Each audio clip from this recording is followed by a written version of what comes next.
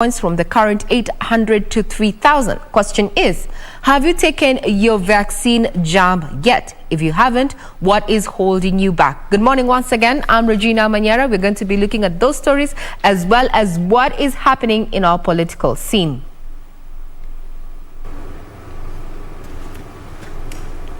All right, and after that, short and precise introduction. Good morning, my name is Victor Lowe. We are glad you have enough time to join us once again on KBC Channel 1. It is the 24th day of August 2021. The month is almost coming to an end. The question is, what have you done for yourself?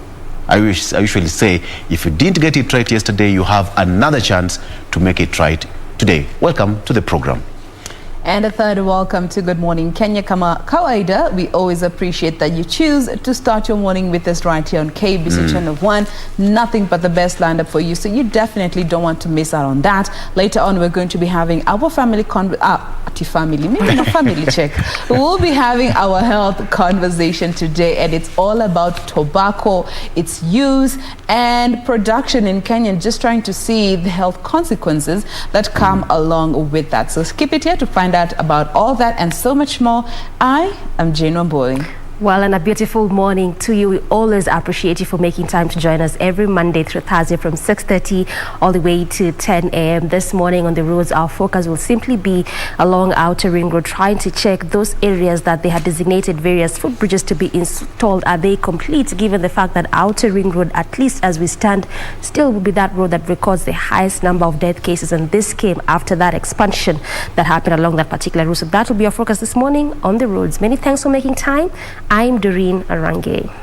Now off to the news that have been making headlines in the last 24 hours. Just to remind you that you can get further details on our website, that is www.kbc.co.ke, and we are streaming live. You can reach us on Twitter at KBC Channel 1 News. Tell us where you're watching the broadcast from. My Twitter handle is at Ray Manyara. We have at Doreen Arange, at Jane Wamboi, and at Victor Olo. Now without further ado, your bottom-up economic blueprint is outdated. These are the words uttered by ICT and Youth Affairs Cabinet Secretary Joe Mushero yesterday as he tore into the Deputy President William Ruto's proposed bottom-up economic blueprint. Here are the details.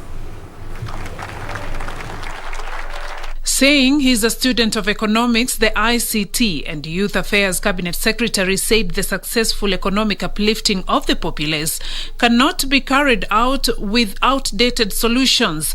That some of these far-fetched economic fantasies are anchored on falsehoods, sprinkled liberally with proclamations of sanctity by leaders who should know better. Mushero called on the youth to be wary of leaders who are promising them solutions that he termed as analog as part of a new economic blueprint. Your time is now. Take advantage of your numbers to make the difference in this country. I challenge you to go forth and seek elective office so that you can start the journey of making meaningful gains for yourselves and for our country. The CS at the same time hit out at the clergy that he said are allowing politicians to use the pulpit to spread falsehoods and advance their political agenda. Where has the church been when some of these falsehoods are being perpetrated, sometimes from the pulpit, by these misleaders? This has already been said earlier by the young people here. And for us to have a wholesome youth, for a wholesome society, society must endeavor to tell the truth, even when it hurts, because the truth shall set us free. In reference to the defeat of the BBI appeal, Mushero also took a swipe at the judiciary, accusing it of engaging in activism that he says is killing the dream of the ordinary Kenyan. We were planning to ameliorate some of these hardships by pledging to shift more resources mashinani through the BBI initiative. But it wasn't to be. Judicial activism took care of that. Yet we saw some leaders fervently thanking God the Father for the adverse court ruling. It is a classic case of not seeing the forest for the trees. They missed the bigger picture because the whole issue was politicized and anchored as a power hunt rather than a noble development initiative that would devolve more funds to the people. Quick fact ahead of the general elections, the 2022, that the only shareable positions are 10. How many contenders do we have, and how many alliances have we seen so far form? Remember, we are just but barely a year to the August 2022 general election. As you ponder on that, let's talk about matters of security, where drama ensued at the Likoni Ferry Channel on Monday morning as a special police unit nabbed 2 terror suspects. The duo were intercepted on their way to the Mombasa CBD from the DRC through the Lunga Lunga border, while in possession of 2 AK-47 rifles, explosive making materials, 7.62 kgs of ammunition, and 150 rounds of ammunition. Well, here are the details as put into perspective by Juni Karisa. At around 10 o'clock Monday morning, a special police unit anonymously pitched camp at the Likoni Ferry Channel as they set a trap for 2 terror suspects. The 2, said to be Kenya nationals, arrived at the channel and paid their dues as is the norm. As they waited to board the ferry, the special task force carefully pounced on them and bundled them up. In their possessions were 2 AK-47 guns, explosive making material, 7.62 kilograms of ammunition, 150 rounds of ammunition, 3 machetes, as well as explosive manual booklets. While confirming the arrest, Coast Regional Commissioner John Elung'ata said shared intelligence led to have intercepted the 2 from the DRC to the Lunga Lunga border as they made their way into Mombasa town. Investigations to unravel their true identities as well as the motive are still ongoing as police presence remains heightened across the CBD. Still on matters security, police in Siranga, Ugenya Sub-County in Siaya County are investigating a burglary incident that left 4 night guards dead and 2 shops broken into in Sunday night's raid by suspected thugs. Tension is simmering between the police and traders at Siranga Market in Ugenya Sub-County, Siaya County, with the latter accusing the police of sleeping on their job. This follows an incident last night when suspected robbers killed 4 night guards and stole goods of unknown value from 2 shops. My shop was broken. When I get in there, I found some money that I left there was not there, almost 80,000. Some goods were taken there. Until now, I have not received any information from our security officer. Sababu hii kitu inaonekana ilikuwa imefanyika baada ya curfew hour. Na ni kama imefanyika mwendo wa saa 5 hivyo, sababu wao ukiwaona saa hizi asubuhi unaona kama mwili yao imefura. The irate traders are accusing police officers at Siranga police post of failing to respond to distress calls, yet the police post is only a few meters from the market. Hii wizi sio ya siku moja ama 2 ama 3. Tumekuwa na shida kwa sababu 2 weeks ago kuna maduka zilifunjwa 2. Ripoti tulipiga, hakuna kitu ama uchunguzi yoyote ilifanyika kutoka kwa maafisa wa polisi. The bodies of the deceased have since been moved to Ukwala Sub-County mortuary. Police in the meantime say they are on the trail of the suspects. Wakati tumekuja kwa scene tukakuta wezi walikuwa hapa na wakavunja duka moja na wakaua watchman 4 na wameiba vitu ya duka, sukari, kimbo, na hiyo vitu bado tunaendelea na uchunguzi. Tuko na leads ambayo ya ile watu wamefanya kitendo. Kwa hivyo ndio kwa haya kwa sasa, lakini tuko na leads, tuna follow tujue ni majambazi gani ambao wameua watchman hapa. Now, away from matters security, is that the government has raised concerns over the low number of adults above the age of 58 who have yet to receive the COVID-19. Now, the Ministry of Health Principal Secretary Susan Muchache at the same time said that the trend was worrying, with statistics indicating that the high number of fatalities are being recorded in the same age group. This as Kenya received the first batch of the 880,460 doses of Moderna COVID-19 vaccine. As the country plans to vaccinate at least 10 million people by December this year and 26 million by June next year, the government has raised a red flag on the number of adults above the age of 58 years who have been vaccinated. Analysis of our data has shown that 70% of the 4,497 deaths that have been reported so far are occurring in persons over 58 years of age, followed by those who are over 50 years old. It is therefore disheartening to observe that despite prioritizing the vaccinations of persons above 58 years, who are estimated to be 2.6 million, only 91% are fully vaccinated. It is therefore a matter of great urgency that we get 2.3 million people in this category quickly vaccinated to protect their lives.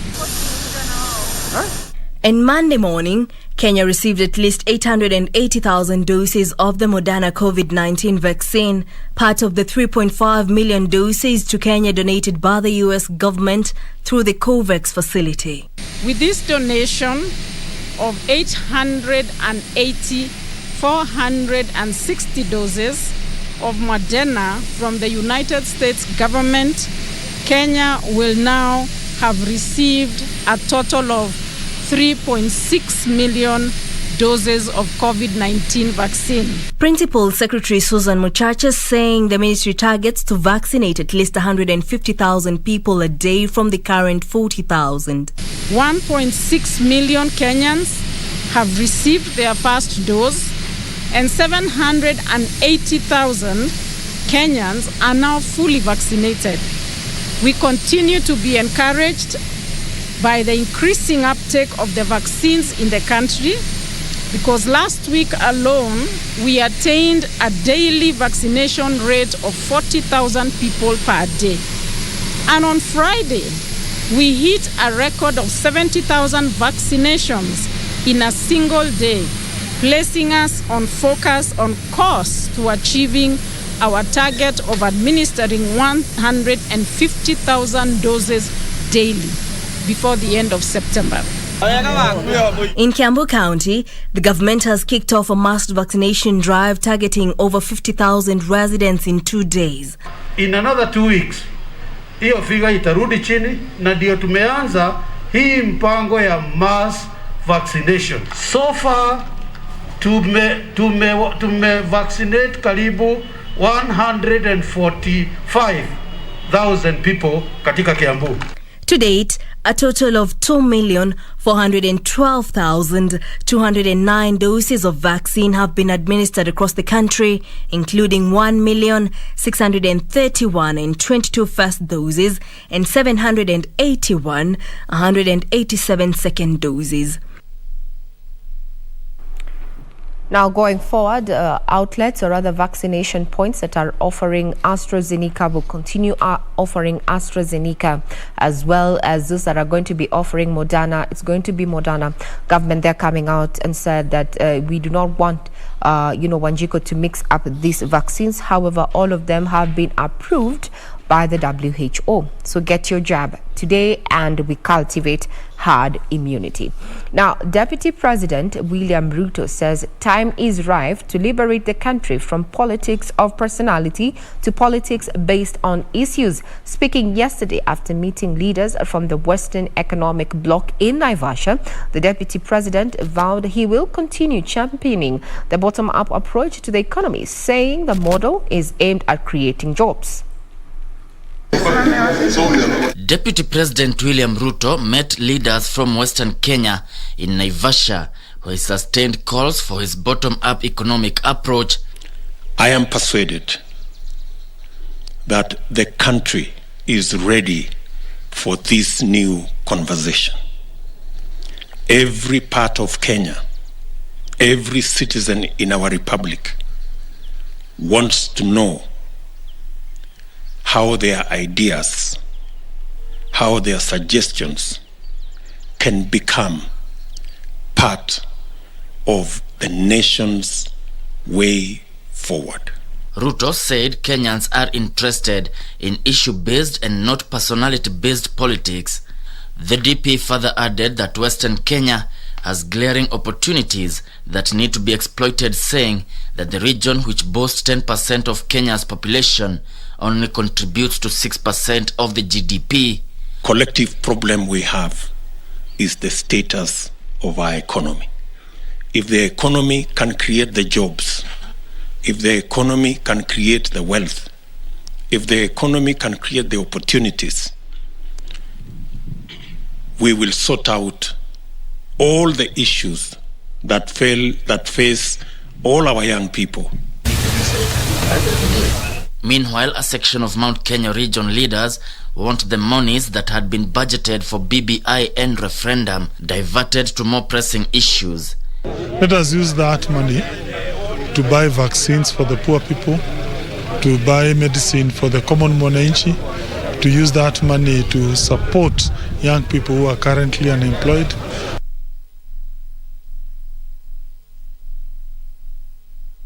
Now, governors will pursue a raft of constitutional amendments through Parliament to salvage gains envisaged for counties in the Building Bridges Initiative Bill, whose nullification by the High Court has since been upheld by the Appellate Court. Through the Council of Governors, the county chiefs have accused the courts of dwelling more on procedural issues in their ruling, thereby ignoring what the governors are referring to as substantive issues.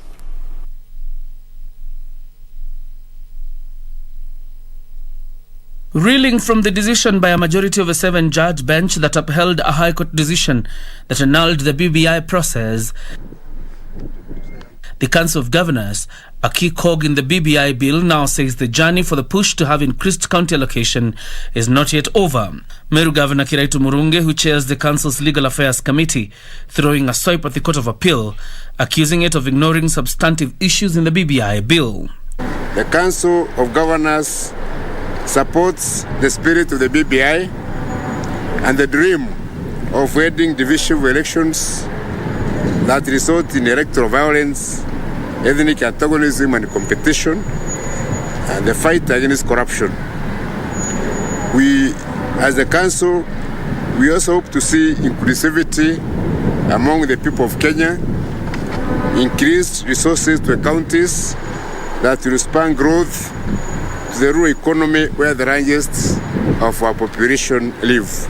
Kiraitu says the Council of Governors will now sponsor a bill that seeks to amend the Constitution through a parliamentary initiative, calling on both houses of Parliament to adopt a bipartisan approach in a bid to empower devolution. The Council of Governors will work with other stakeholders, including the Legal Affairs Committees on both the National Assembly and the Senate, to ensure that these amendments are passed through Parliament before the next general election. This is the moment to test the political will, the seriousness and genuineness of those, especially in the political class, who are supporting BBI. We expect them to come out strongly to support the bill which the COG is going to sponsor. The council is keen on pushing for the increment of county allocations from a minimum of 15% to 35%. They will also push for the amendment of Article 202 to ensure that the equitable share of revenue is based on the most recent audited accounts by the Auditor General in the event the National Assembly has not approved the audited accounts. On Article 204 on the Equalization Fund, governors want an amendment to increase it by another 10 years. The governors also want Article 207 amended to create a fund to county assemblies to separate operations of the assembly and that of the county executive. They are also seeking for amendments to allow for the 4-year moratorium for HELB loans for university students and a 7-year tax break for micro and small enterprises. We're keeping a keen look, or rather tabs, on what is going to be transpiring in Parliament, especially after that declaration from the Council of Governors in regard to some proposed bills there that were, enshrined in the shutdown, as they speak, BBI proposal there. Now, talking about matters education, the coastal region has recorded a 60% transition rate to secondary school, the lowest to be recorded countrywide in the 2021 calendar. Poverty, drugs and early pregnancy have been cited as the leading contributors to the worrying state of affairs. Speaking in Jomvu, Mombasa County on Monday, Education Cabinet Secretary Professor George Magoha directed that stakeholders from the region make deliberate efforts to readmit students who dropped out of the school due to some of these challenges to various government schools before Thursday this week. It was a moment of relief for the family of 17-year-old Moses Wafula as he got admitted to Shimolatewa Boys High School in Mombasa after attaining 394 marks in the 2020 KCPE. According to his father, Alfanyi Sidhani, poverty delayed his son's transition to secondary school. Nilikuwa nimefika mwisho na nimekata tamaa. Kisha na maana kazi sina kulingana na corona. Paka sasa nafurahi.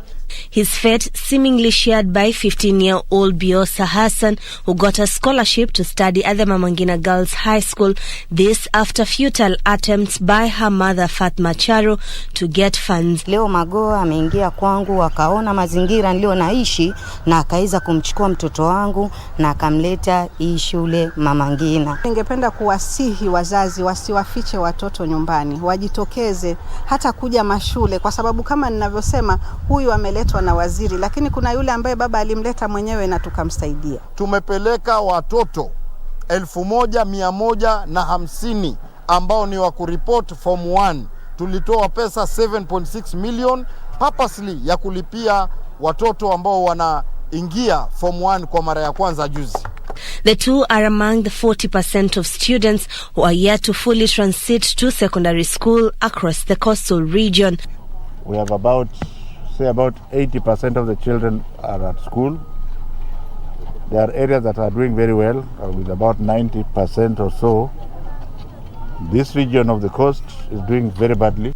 Education Cabinet Secretary George Magoha has directed education officials as well as local leaders to trace all learners who are not in school and ensure they are enrolled in public secondary schools this week. Children in the coast must go to school, all of them.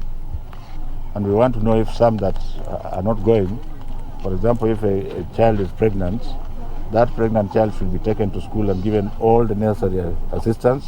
Government has given an extra 240 million shillings for us to buy rice directly from where to assist the schools that require children to be fed.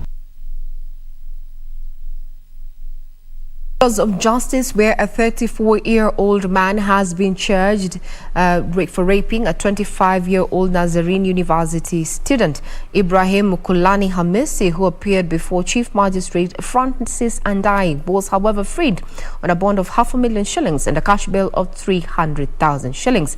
The case will be mentioned on the 6th of September this year. 5th day of July 2021. 34-year-old Ibrahim Malukani Hamisi was on Monday morning presented before the Milimani Law Court, where he's charged with 2 counts of assault and rape. It's alleged that on the 25th of July 2021, at the Ridgeview Hotel along Jinsala Road in Nairobi, he committed the offense of rape to a 25-year-old Nazarene University student. Hamisi, who was presented before Chief Magistrate Francis Ndai, pleaded not guilty and was granted a bond of 500,000 Kenyan shillings and a cash bail of 300,000 shillings. The case will be mentioned on the 6th of September for pre-trial directions. Now, crossing over to matters of business, the cost of consumer goods is likely to soar in the coming weeks due to the rising freight charges and a severe shortage of shipping boxes. The matter has been exacerbated by a major shortage of vessels during the COVID-19 disruptions.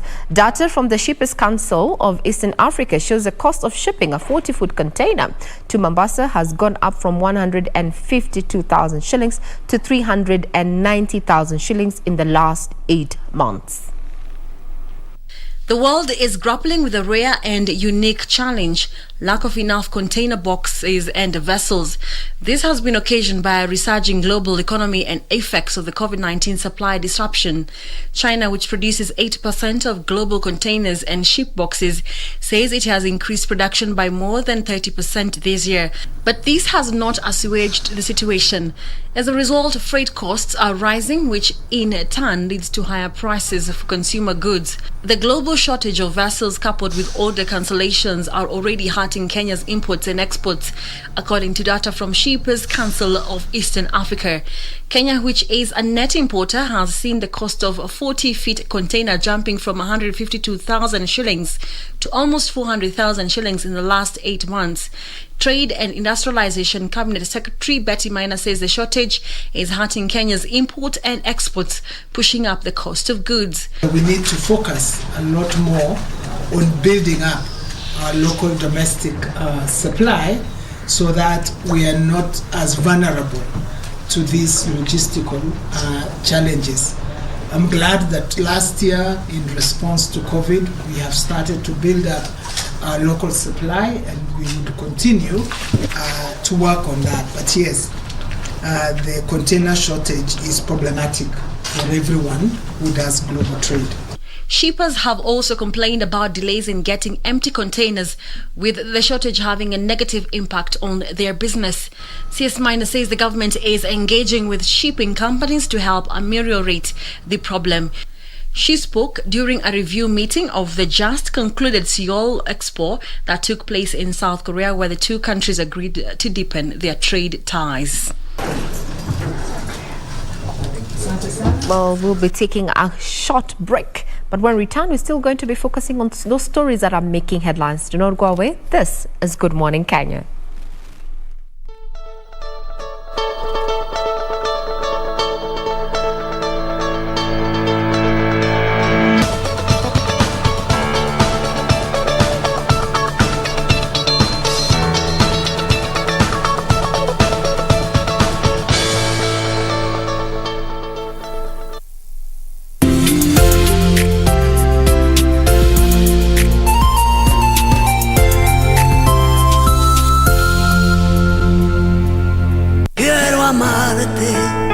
De una forma diferente, de otro modo. I used to give my support to Madame Lucrecia because she's the mother of Lucio. Now I know that Lucio is very lucky to have you. But hey, at least all your land is mine now. Let's talk to my lawyer and finish this. No, not so fast. You're going to have to get Max out of jail, and then I will give you my land. You always think about others before yourself. And I'm really sorry, but I really think that Mr. Maura is already dead. It's been weeks since he disappeared. Why are you here in the office of my father? I am the president of this company now. Did you forget that? I've decided to give Cesar the Star Zone in exchange for your freedom. You're gonna get out of here soon, Max.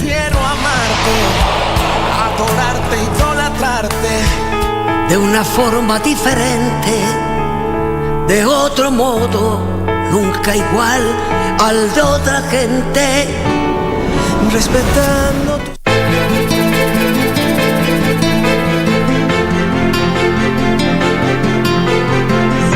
Kwa hakika ule uamuzi niliochukua kumhusu Badi ulikuwa wa makosa. Najutia kusema la kweli. Haukuwa uamuzi wa busara kabisa. Tulimalizana mimi na wewe. Sawa. Na sijui kwa nini nifuata hapa. Nataka kukushukuru kwa kunirudishia sauti yangu. Ni vizuri mtu kuchukua muda na kufikiria mambo kwa makini. Wewe, nilikuleta hapa kuja kufanya nini? Yaani ya maneno ya kujirudia. What type of nonsense is this?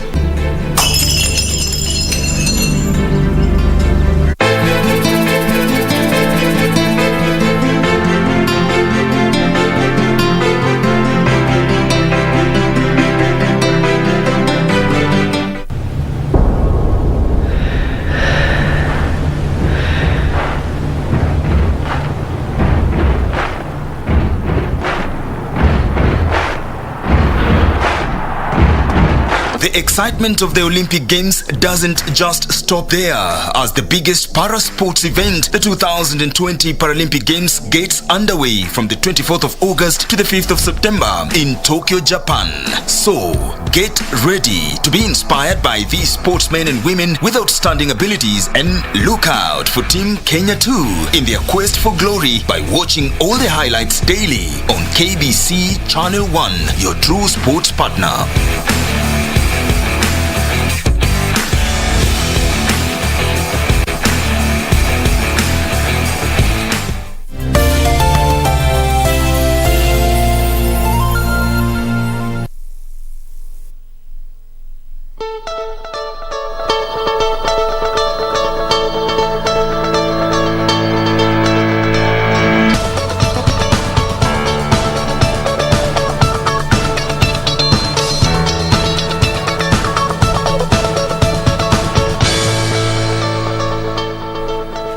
Welcome back. Thank you for making time. You're still watching KBC Channel 1, and this is Good Morning Kenya, where we bring you up to speed with those stories that have been making headlines in the last 24 hours. Thank you, Victor Kwebe, who's been watching, as well as Jackson Kehara there, who is watching from Nairobi area. Remember that we are live, and you can get also further details in regarding to the stories that you missed in the hour on our website, that is www.kbc.co.ke. We welcome your feedback. Include where you're watching this broadcast from. Now we're speaking matters business and looking at the region. That is the East African region, where Kenya and Tanzania have eliminated a total of 20 trade disputes as the two countries move to improve diplomatic and bilateral ties. Speaking during the fourth session of the Kenyan-Tanzanian Joint Commission for Cooperation, the two countries have agreed to accelerate talks to deal with the remaining 40 non-tariff barriers. Bilateral and diplomatic ties between Kenya and Tanzania have become frosty in the last 10 years as the two countries engage in regional supremacy wars. This has scuttled the integration of the East African community, where the two countries are the biggest economies. Mid this year, Tanzanian President Samia Suluhu visited Kenya, where the two countries agreed to reset their ties.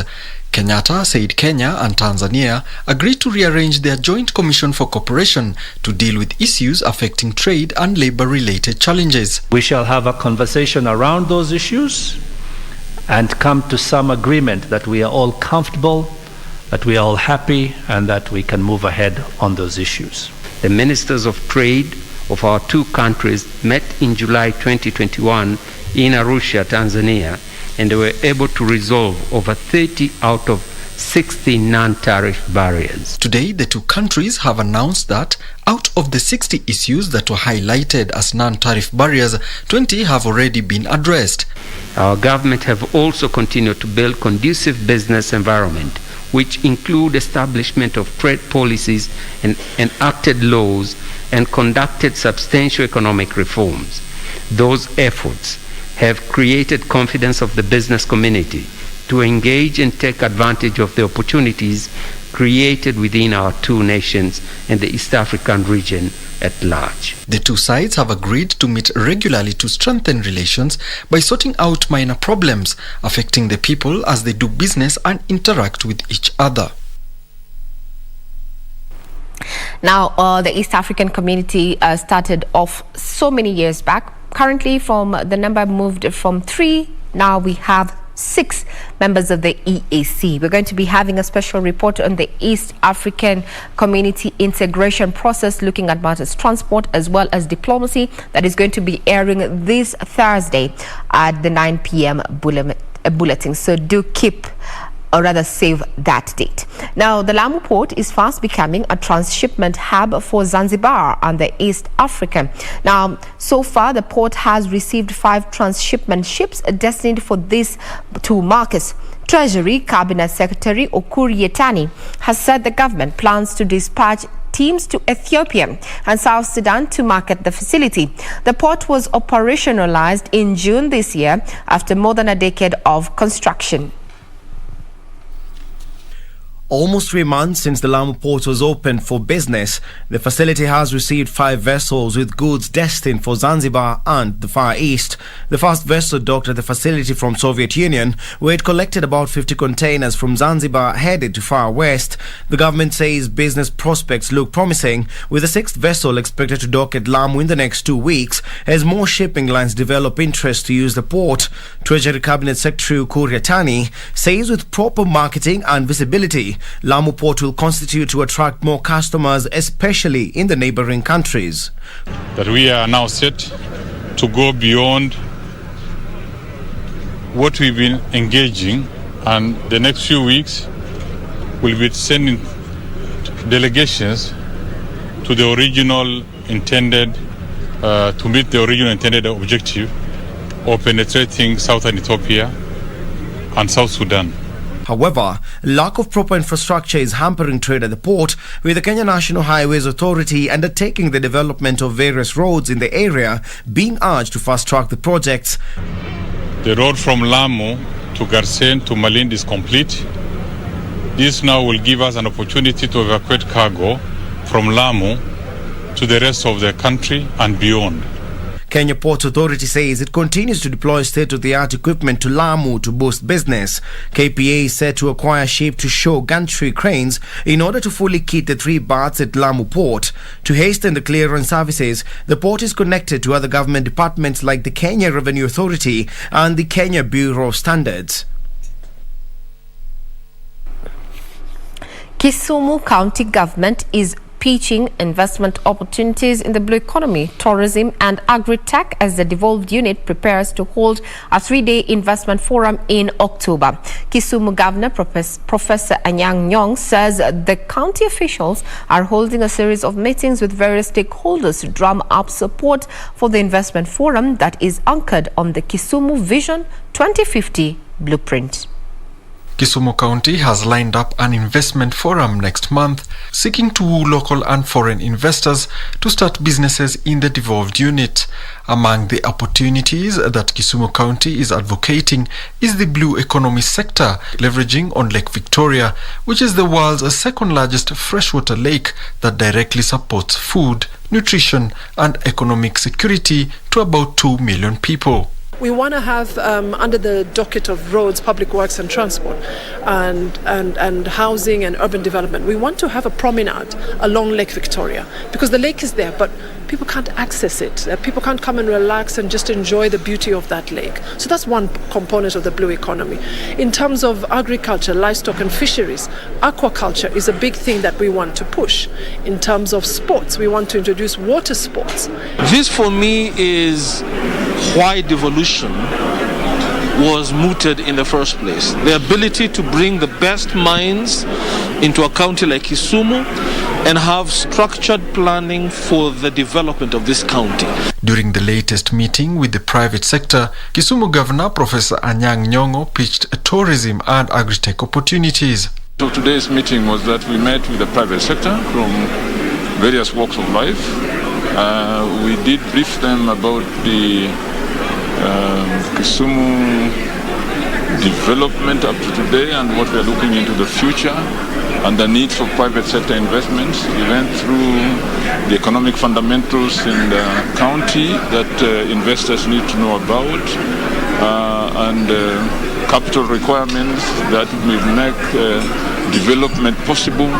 He said the devolved unit was improving investor outcomes through targeted strategies. For the local economy perspective, the people on the ground are excited to see what will become from the trickle-down effect from big investors coming down to Kisumu County and investing on the various parts of the economy there. Crossing over to the sporting arena, the Kenya's power lifter Helen Mawera will be the first Kenyan athlete to take part in the 2020 Paralympic Games, scheduled to begin on the 24th, which happens to be today to the 28th in Tokyo, Japan. The opening ceremony set for today will be beamed live on KBC Channel 1. Kenya's lone powerlifter Helen Wawira will be the first athlete in the Kenyan contingent to take to the field when she'll participate in the 41 kilograms category on Thursday. Wawira, who received a bipartite invitation, is optimistic of putting up an impressive performance. After Wawira's show, Asia Sururu Mohammed will participate in the PR1 single sculls rowing competition on Friday at Tokyo Sea Forest Waterway. The Kenyan team of 34 athletes will compete in 3 disciplines, namely athletics, rowing and powerlifting. It will be the 12th time Kenya will be participating in the Paralympic Games since their debut at the 1972 Games. Kenya clinched 6 medals, 3 gold, 1 silver and 2 bronze at the previous edition of the Games held in Rio, Brazil 4 years ago.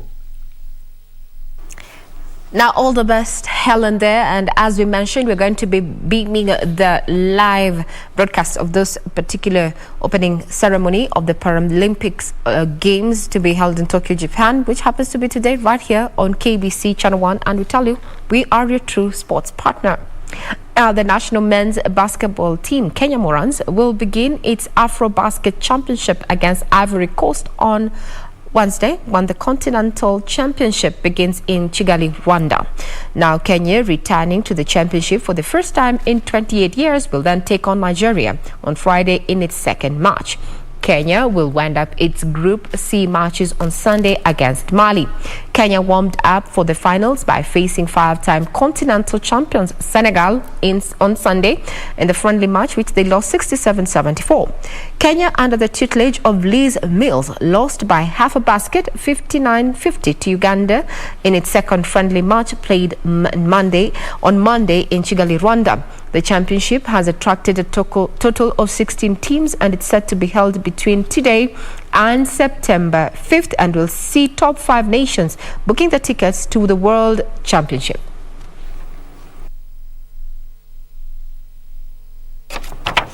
Well, it's a wrap. Remember that we are live, and you can get further details in regard to these stories that have been making headlines in the last 24 hours.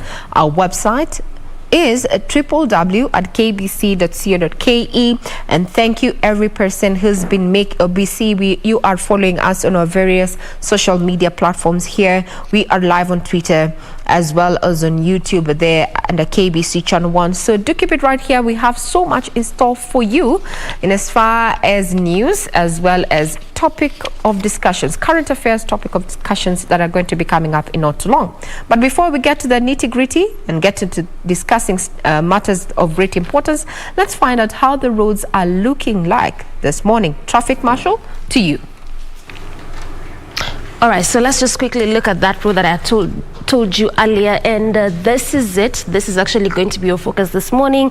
Before we go to all that is happening along this specific route, just a quick look on the traffic flow, and perhaps you can begin from Feather Road there. This is one of those roads inside the estates which had also been under what we call the rehabilitation of the roads along this particular route. Just a small stretch in between there as you head over to areas around Nyayo Estate, and just as you get a branch off from that specific area, perhaps coming to the city center, the usual heavy kind of traffic on that specific lane as you come to the CBD, which is quite expected. But again, also this is why Outer Ring Road had been expanded to just reducing the traffic flow therein, and became one of those roads that record high number of death cases because of the lack of the footbridges there. But some of them have been installed, at least as of now. Some have not yet been installed, and this is what I'm telling you all in a short while.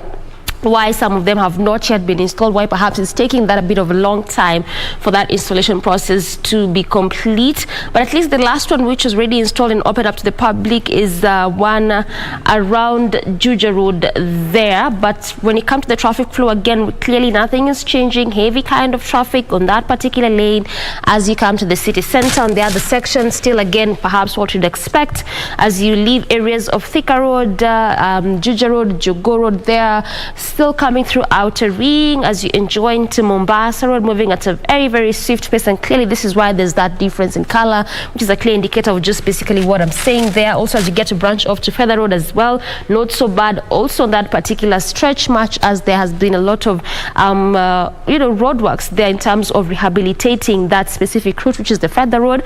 Again, from that section there, still as you're coming through Outer Ring, as you head over to the other side of Mombasa Road through Taj Mahal, again moving at at a very, very swift pace, barely any kind of heavy traffic. Clearly just trying to show you that perhaps if you're coming from these areas this morning, either going to Mombasa Road or even leaving that specific area through Outer Ring to areas around Juja, Jugo, or even Thika Road, or even Manyanja Road there, this is clearly the best time for you to just leave your houses if at all you're coming to that specific stretch. Again, a clear indicator of why we need not look at any alternative routes, at least as of now, along that route. That is how it's looking like at just 17 minutes past 7 a.m. Right, and there you have it. So now let's take a look at, excuse me, some of the stories on our local dailies, on the headlines on our local dailies here. And with me, I have got the Star newspaper. On the front page of the Star, lead Raila Mount Kenya campaign, allies tell Uhuru. Lead Raila Mount Kenya campaign, allies tell President Uhuru Kenyatta. Now, a section of MP says that the president's silence on his succession plan has triggered confusion and given undue advantage to their rivals. That is on the front page of the Star newspaper. And still on that, CS Musheru attacks DP Ruto as DP lashes out at opponents. Now, cracks in the Jubilee administration seem to have reached as crescendo after ICT Cabinet Secretary, that is Joe Musheru, yesterday launched a scathing attack on Deputy President William Ruto. Now, the soft-spoken CS scathingly attacked politicians whom he described as wolves in sheepskin and snake oil salesmen out to hoodwink the youth and the church to gain political power. That is what is there on the front page of the Star, as well as Magoha hunts for Form 1s yet to report to school. Education CS did that in Mombasa, where he rescued two students who scored 350 marks and above but failed to join Form 1 in Mombasa County. And he said that he's going to embark on that process, that is going to send all the students who made it to Form 1 but who are yet to report due to different challenges. All right, there you have it. So, states to administer 150,000 vaccines daily in renewed effort. Now, the Kenya's target to vaccinate at least 10 million people by December might soon materialize. This is after the government received 12 to 70 degrees centigrade freezers in preparation for the eventual rollout of Pfizer vaccine in the country. Remember, the government also received Moderna vaccine yesterday. That is over 880,000 doses from the U.S. government. Still, that's continuing. China also donates 10 billion shillings to buy vaccines for poor countries. This brings to 1 trillion shillings resources so far available for the Gavi COVAX facility.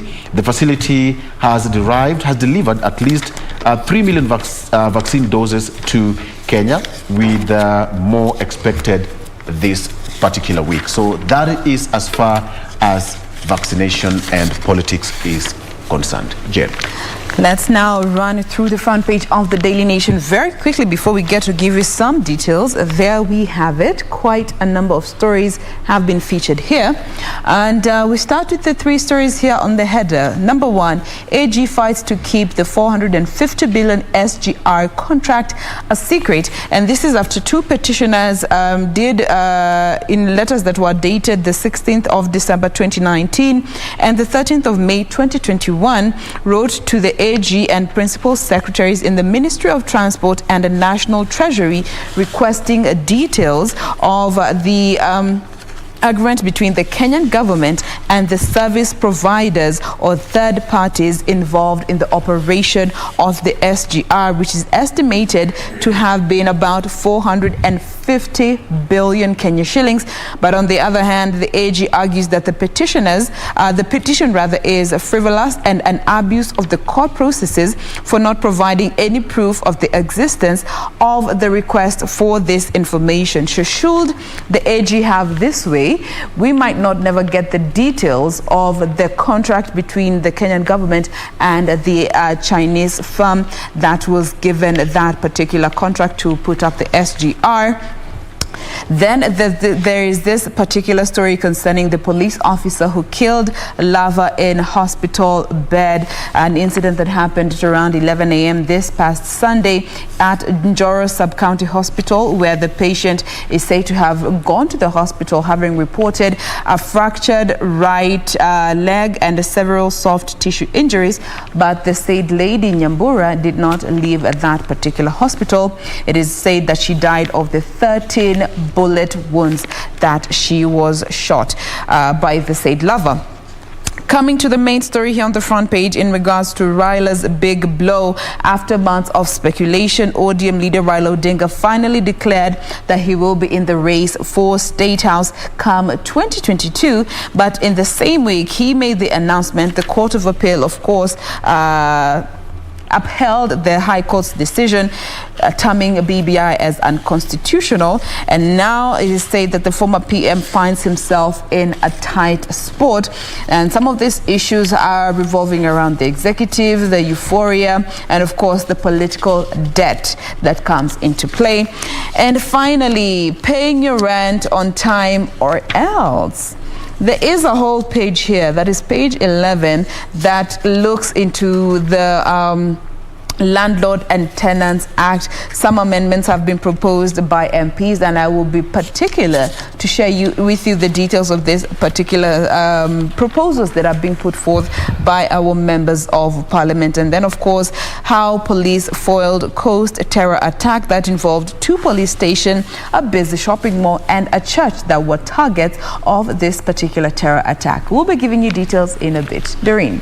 Right, you also have that particular story this morning on the PD where the police kills lover, phones his wife, then turns gun on self. Just trying to say that the police constable, that is Bernard Civil, killed Mary Nyambura, who had gone to seek treatment after an earlier bloody fight. Now, we have been witnessing a lot of such stories, especially on the police force. And just on the same breath, there's also an article this morning that highlights what exactly happens in the mind of a killer, because oftentimes, this article just shows that oftentimes these couples who find themselves in these circumstances, the pictures that actually show before that is just a picture of a couple looking happy, very, just looking like they're really doing life well. But then on the flip, we see that one of them has killed the other one of them has shot the other one. So that article just highlights what exactly happens in the mind of a killer. And of course, I'll be very particular to tell you a bit more about that, perhaps just to understand what usually happens and perhaps what transpires there. Away from that, coming to politics, where One Kenya Alliance now gives conditions for Raila deal. We know that there's a meeting set for tomorrow with the OCA leaders, together with the president as well as the ODM chief. But the leaders now say they will seal a pact only if the ODM chief joins their alliance and expresses willingness to back one of them ahead of that tomorrow's crunch talks with the president over next year's general election. Remember that also this forms that crop of leaders that mid this year they had talked about not wanting any form of backing or any form of political endorsement. So what does this mean when they're saying that this will only take place only if the ODM leader joins as an equal partner and agrees to back one of them? That is for next year's general election. Also, on the same breath, the president had said that he is only going to support if all these leaders come together and unite. But let me just read a bite from what Edwin Sifuna said in regards to that, is that, have you ever seen a big river like the Nile joining a small stream? Our hands are open to receive them should they wish to join us. ODM. ODM is a major party that cannot be dictated by smaller entities. So is he referring to this other parties allied to One Kenya Alliance as smaller parties, or what exactly is he talking about? We'll just highlight that in a short while, perhaps when we get to the bigger picture of what this particular article states in regards to that. And also, stop the deception. Musheru tells Ruto this in regards to what the ICT's cabinet secretary was saying yesterday, as he tells youth and church to call out merchants of propaganda. But the deputy president on the flip rebutts, saying that is healthy criticism, also part of what the ICT CS there said. is that the church will be very key to try and shun away these kinds of political leaders who just go to throw away money or speak about matters politics in the church setup. Now, let's come to what perhaps analysts are saying in regards to the Attorney General Paul Kihara, and this comes after that BBI judgment on Friday, which was declared unconstitutional by the Court of Appeal. Yesterday, we saw the AG saying that he is going to appeal that, going to the Supreme Court. But now political analysts and pundits are saying that is it that perhaps he is misadvising the government, given that the government has been losing quite a number of cases over the years, or those that he is advising are just not heeding to his advice? What exactly? And this header just says that AG is now on the spot. This is after a string of court losses by the government there. Now, away from that to matters education right now, of course, as of yesterday, we also saw the CS Education trying to go to various places across the country in a bid to try and ensure that there's that what we call 100% transition to Form 1 there. And yesterday he was at the coast area, whereby we are around that area rather, there's just been only 60%, which does not qualify to what exactly he had been talking about. So just aside from the coast area, which other places perhaps is he planning to visit to ensure that all what he's talking about in regards to that 100% transition will actually come to fruition there? And lastly, the new bill which outlaws spitting, urinating in public spaces. So yes, if you're someone who's accustomed to that, there's now a new bill and their charges and fine. You really want to find out what exactly this is all about and what will be at stake if actually you violate this particular law.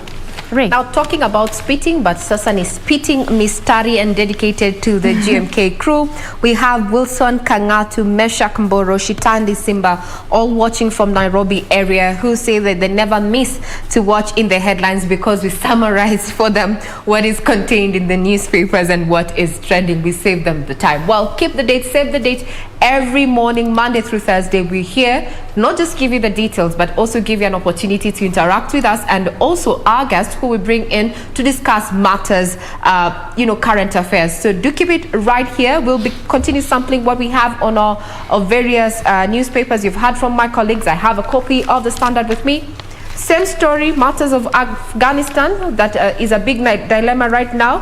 When you look at sports, is how Tusker ended Gor Mahia's dominance. Remember, Gor has been at the top of the league since 2017 until recently there. Then the issue of, gender-based violence. That particular story about the cop and the friend has also found itself on the front page of the Standard this morning. But for further details, we are going to be taking a quick breather, but not right now, in the next 5 minutes or so. So as I was saying, the copy of the Standard: officer shoots girlfriend dead and turns gun on himself. And I want to get into the details, but not before mentioning that cumulatively it has been 10 years that Raila, Kalonzo and Mudavadi have been out of government, as serving as Prime Minister, Vice President and Deputy Prime Minister respectively. As you ponder on that fact, the BBI had 5 slots that were created. 5 slots.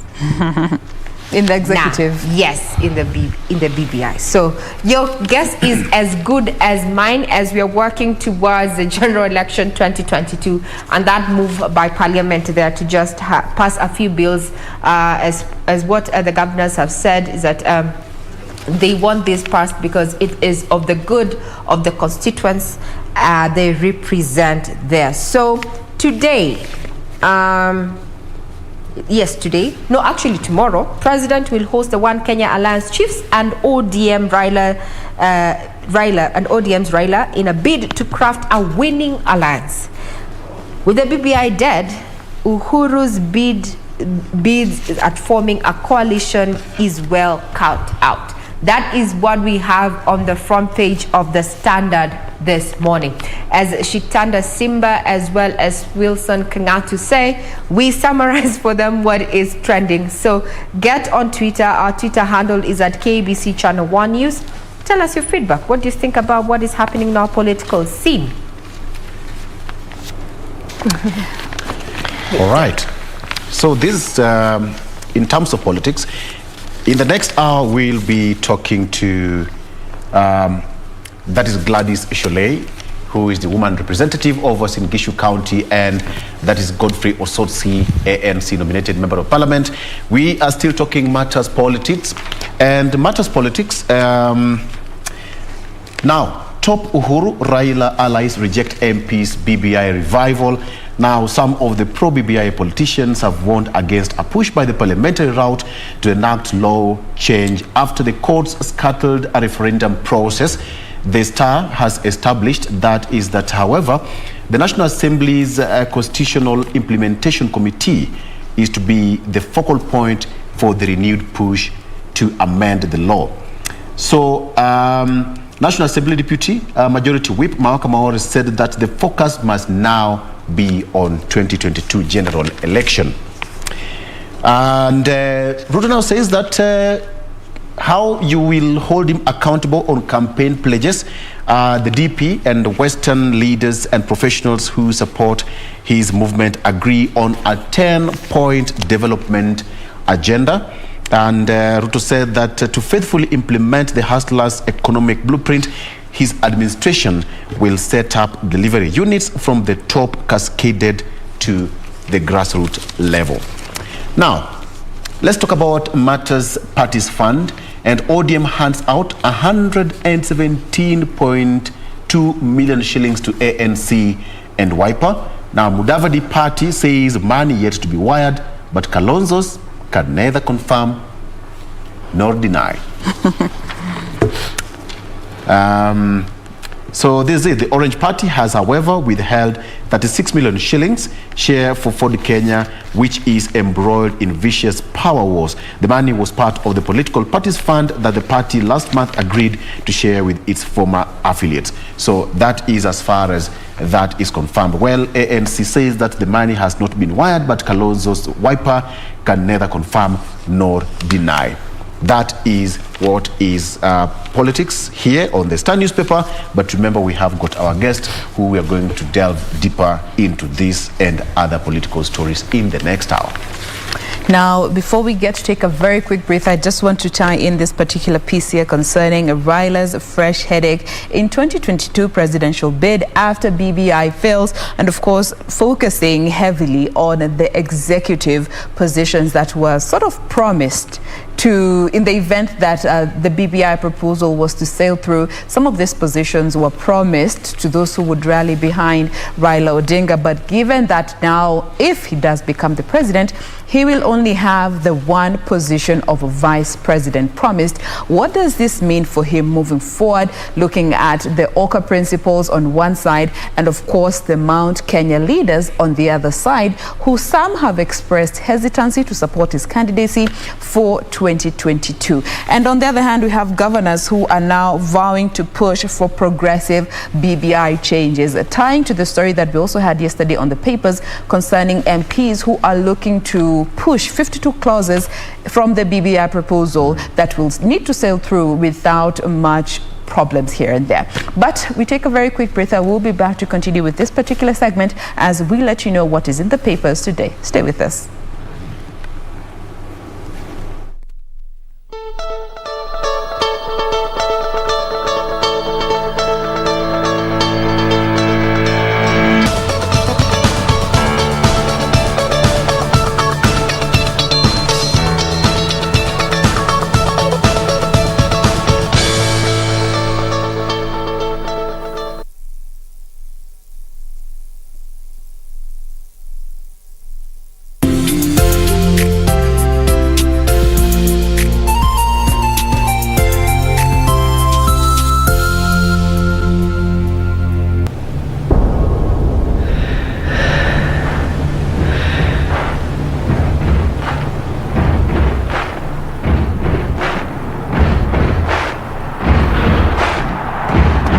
the excitement of the Olympic Games doesn't just stop there, as the biggest para-sports event, the 2020 Paralympic Games, gets underway from the 24th of August to the 5th of September in Tokyo, Japan. So, get ready to be inspired by these sportsmen and women with outstanding abilities, and look out for Team Kenya too in their quest for glory by watching all the highlights daily on KBC Channel 1, your true sports partner.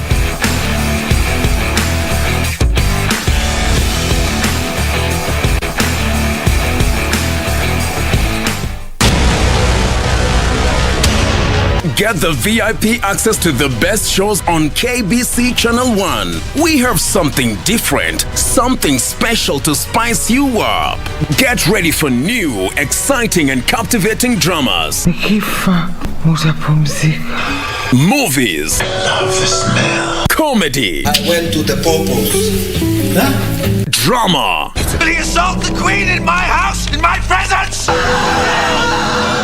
News, sports, and so much more. Do the things that make you happy on KBC Channel 1.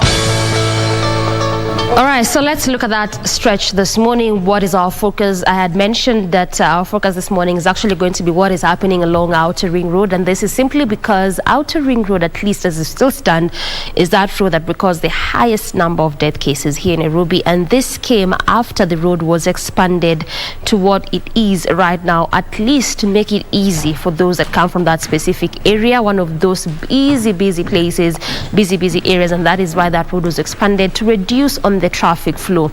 But those death cases, most of them were being recorded because there was what we call the lack of those footbridges. That's why we have seen quite a number of them being installed at various areas, designated particular areas along the same route or along the entire stretch. There's still some which have not yet been installed. The latest one to be installed was the one that is just as you near Juja Road there. That is the latest one to be installed along that particular place. But right now, let's just quickly look at the traffic flow there, try to see if at all things have changed or if we might need to look at alternative routes for those that apply this specific route. Like I mentioned, Outer Ring Road is one of those busy areas, busy road, and this is just simply because of the number of estates as well as the number of small and medium scale businesses along this entire stretch. Also, it's very important for me to mention that when that expansion of this particular route was coming along, we obviously saw how some businesses had to be just demolished along that particular area to necessitate or to provide space for the expansion of this route or that entire stretch. Perhaps you can also just begin from the Taj Mall roundabout there as you leave areas of Mombasa Road coming all the way through this particular stretch. Right now things have changed altogether, traffic being witnessed on both lanes of this stretch. Of course, on both lanes I'm talking about as you leave areas of Mombasa Road coming through that area, which is Taj Mall, via Outer Ring Road as you get to branch off to Manyanja Road there on that section, and also as you go all the way to the Thika Super Highway, and again as you leave areas of Thika Road, Juja Road, Jogo Road, the Donholm roundabout as you come through Outer Ring Road. So that is basically what I'm meaning when I'm talking about on both lanes of this particular stretch. Heavy kind of traffic just actually in between that area as you leave Taj Mall coming through Outer Ring there. On that other section along Feather Road also there was some ongoing roadworks along actually this stretch, which is Feather Road. What had been happening along this route was what we call rehabilitation of this stretch. I believe is still an ongoing process in terms of that road construction there, but as you get to branch off from that Feather Road coming through Outer Ring, at least things have changed there, so we don't also need to look at any alternative route, at least on this particular stretch, moving at a very, very pretty fast pace. So again, it simply means if at all you're coming from areas around Feather, Nyayo Estate, coming to the city center, clearly again a good time for you to just perhaps leave your houses if you're coming to the city center, and also if at all you're coming from those areas of Thika Super Highway, Jogo Road, Donholm roundabout, perhaps coming through Outer Ring via Feather Road, maybe planning to enjoy into Mombasa Road, again also clearly the best time for you to leave your houses, because clearly as of now also moving at a very, very swift pace, no traffic at all. And again, at least also on that stretch of Outer Ring Road as you come through that stretch before you get to the Donholm roundabout, again clearly moving at a very, very swift pace. So it just looks like perhaps where things are getting thick is before you get to the roundabout there, just on that section before you get to the Donholm roundabout, but also past that area still moving at a very, very swift pace. The same is also being witnessed along Jogo Road, one of those busy roads where you'd expect to see heavy kind of traffic, at least as of now, but clearly right now moving at a very, very fast pace there. And that is how it's looking like in terms of traffic this morning at just 43 minutes past 7 a.m. That is how the roads are looking like. We need not look at any alternative routes, at least as of now. Perhaps in our different links we might need to look at that, but clearly as of now moving at a very fast pace on all these routes that we are focusing on this morning. Thank you very much, Traffic Marshal A1 Doreen Arange, for that quick update in what is happening on our major roads. So now you know, if you haven't left the comfort of your home and you're headed to the CBD, where we know that 85% of the workstations are right within the CBD, well, you know where the Panya routes are. Now, when you talk about business, we are looking at it's the 21st century, and technology is slowly becoming an integral part of us, not just the way we live our lives, but also how we do business. Joining us this morning on Entrepreneurship is Waweru Derito, the CEO of Notify Logistics. Karibu sana. Thank you. And thank you for your time. Thank you very much. When you say tech and business, a majority of Kenyans who have shopped online, the question is, where is your shop located? Yes. I shop online, and that is a question that I always ask when I go online shopping. That idea of renting a shelf. Yes. What influenced that? Is it the question of where do I get you as a shop? Or what led to that? Well, there's an interesting story behind it. So we actually had, we started a business, my wife and I a while back. And the challenges of running, a purely online shop for us, they were actually real. So we set out to solve her problem. And that's when we realized, maybe there's a gap. For small business, we don't have any solution for you when it comes to commercial retail space. And that's when now the idea of Rent a Shelf came about. So it was more of trying to plug a hole in a business. Plus, anyway, I agree, everyone wants to know where is your shop located. Can I come interact with the product? Now, our online space is still evolving. People still want the comfort to know that they can still reach you somewhere. Indeed. So yes, we started solving her problem. We stumbled on another idea. Yes. I want to go back to the customer, the client. Yes. The 21st century client has still not yes, we are shopping online, but there is also a need to physically get your product, get to see where you're getting it from, a supplier, and also get to fit, especially for ladies. You know, we have to fit. Yes. Now, this particular gap has been the take up of this particular space when it comes to renting a shop. What has been the uptake? It's been interesting. It's been interesting, actually. Yeah, I agree. At the end of the day, people want to feel the product, you know. And again, we are still evolving, you know, especially this part of the world. We're still getting used to the whole online shopping thing. So, and we've not yet fully embraced online shopping. There's still a lot of doubts. You know, you order something and what you receive, there's a mismatch in issue you of know, quality assurance. Yes. So yeah, for us, what we're seeing is there's been a significant uptick when it comes to space. People are embracing the idea that yes, when you're buying the whole process of purchasing, people begin consideration online. They see the product online, they're interested, but they want to, you know, to close the deal when they see the actual product. So having a physical shop, you know, gives the business credibility, and you know, that actually increases your sales over time. So yes, our model has actually been working over for the last few years. Yes. Now, looking at this particular model, is that we're moving e-commerce and going to traditional market, you know, or rather how we do trade. We are marrying the two. There's a gap there. So who are we targeting, or rather, who is your concept targeting?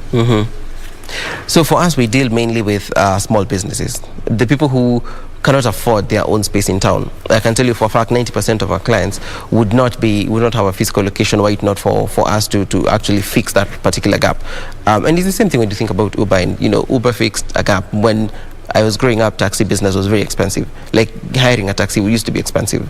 Nowadays, people in universities, they can afford, you know, a taxi because Uber significantly brought the cost low, and all of a sudden introduced a whole new cohort of users for their services. So for us, our clients would not be in town. Our rates are significantly cheaper. It is way more convenient.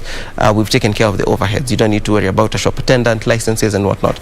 So what that did is a lot of small businesses realized that all of a sudden it is actually achievable to have a location where you can now send your clients to come and interact with your product. People who are, you know, they employed white-collar jobs, people who are in white-collar jobs, realize that you can actually run your shop with someone you can trust. It is now not that shop attendant who, you basically know, outsourcing. Yes. You are outsourcing. It becomes easier. Yeah. So yeah, it's been interesting. We've seen a new cohort of people come into business, and for us, that is what motivates us on a daily basis. Expansion.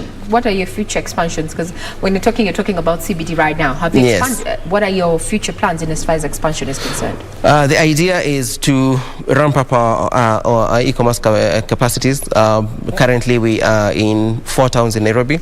We're in Nairobi, in Kenya, that is. We're in Nairobi, we're in Mombasa, we're in Nakuru and Eldoret. So the goal for us is to ramp up our e-commerce service delivery so that we can reach a wider audience. But as we do that, we also want to onboard new businesses. We have new programs that are, you know, initially we used to target people who are in business. Now we have programs that are targeting people who want to start a business. And this is more of a training, just to equip and empower you.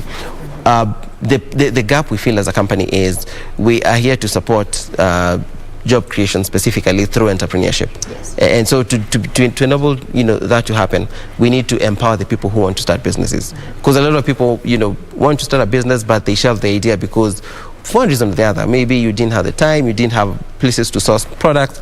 And so what you're doing is the whole value chain, bringing it together.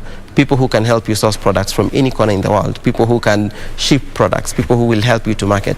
You know, it's the whole ecosystem. And making sure that at the very tail end of it, we have a robust e-commerce platform so that you're able to reach your customer more effectively. What that does is it reduces the barriers to entry. More businesses will be created, more jobs will be created directly and indirectly.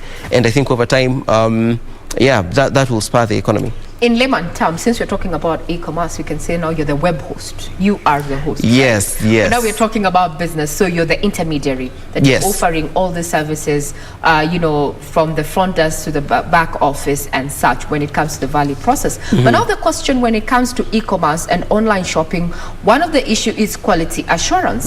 So since you're the intermediary, this is where the client comes in to pick the product. In the event that the product is faulty, especially electronics, what I ordered for is not what I get. Who bears the responsibility? Is it you or is it the person who's running the business? What happens at that point? Fantastic question. You see, the beauty of a model is it's a hybrid model. there is the online bit, but you also have a physical outlet that you can actually come and interact the product before you buy. And what that does is it reassures the client. If it's an electronic product and you want to see it work before you buy, you don't need to pay for it online. Come to our shops, interact with the product. Is it what you imagined? Is it what you were sold? If it is not, you still have the liberty to still walk away. So our model in that regard really reinforces the fact that we are very credible, and our customers, we try to protect them.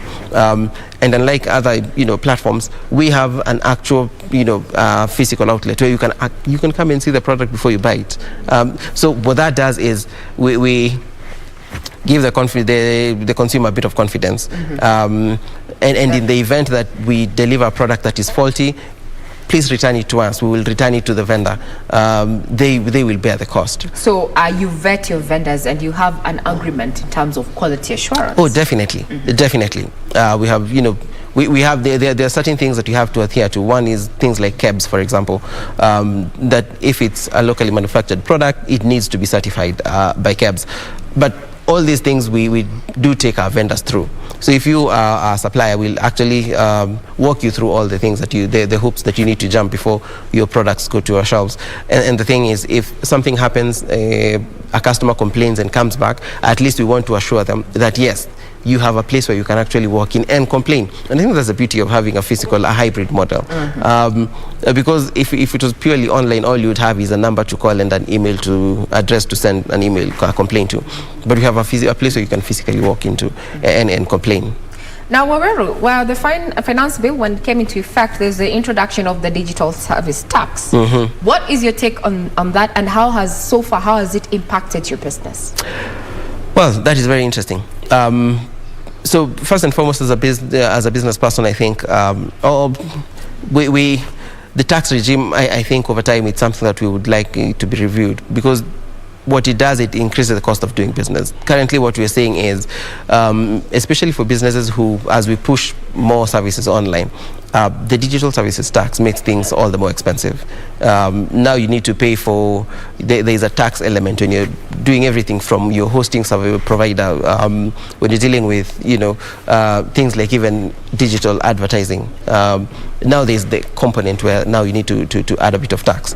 And yes, I understand that probably, we need to also chip in. But I think the whole tax thing is something that needs to be reviewed, so that, especially for small businesses exist primarily online. When you start a business, it starts purely online, and then as you grow, then you have the capacity to scale up and go to a retail outlet.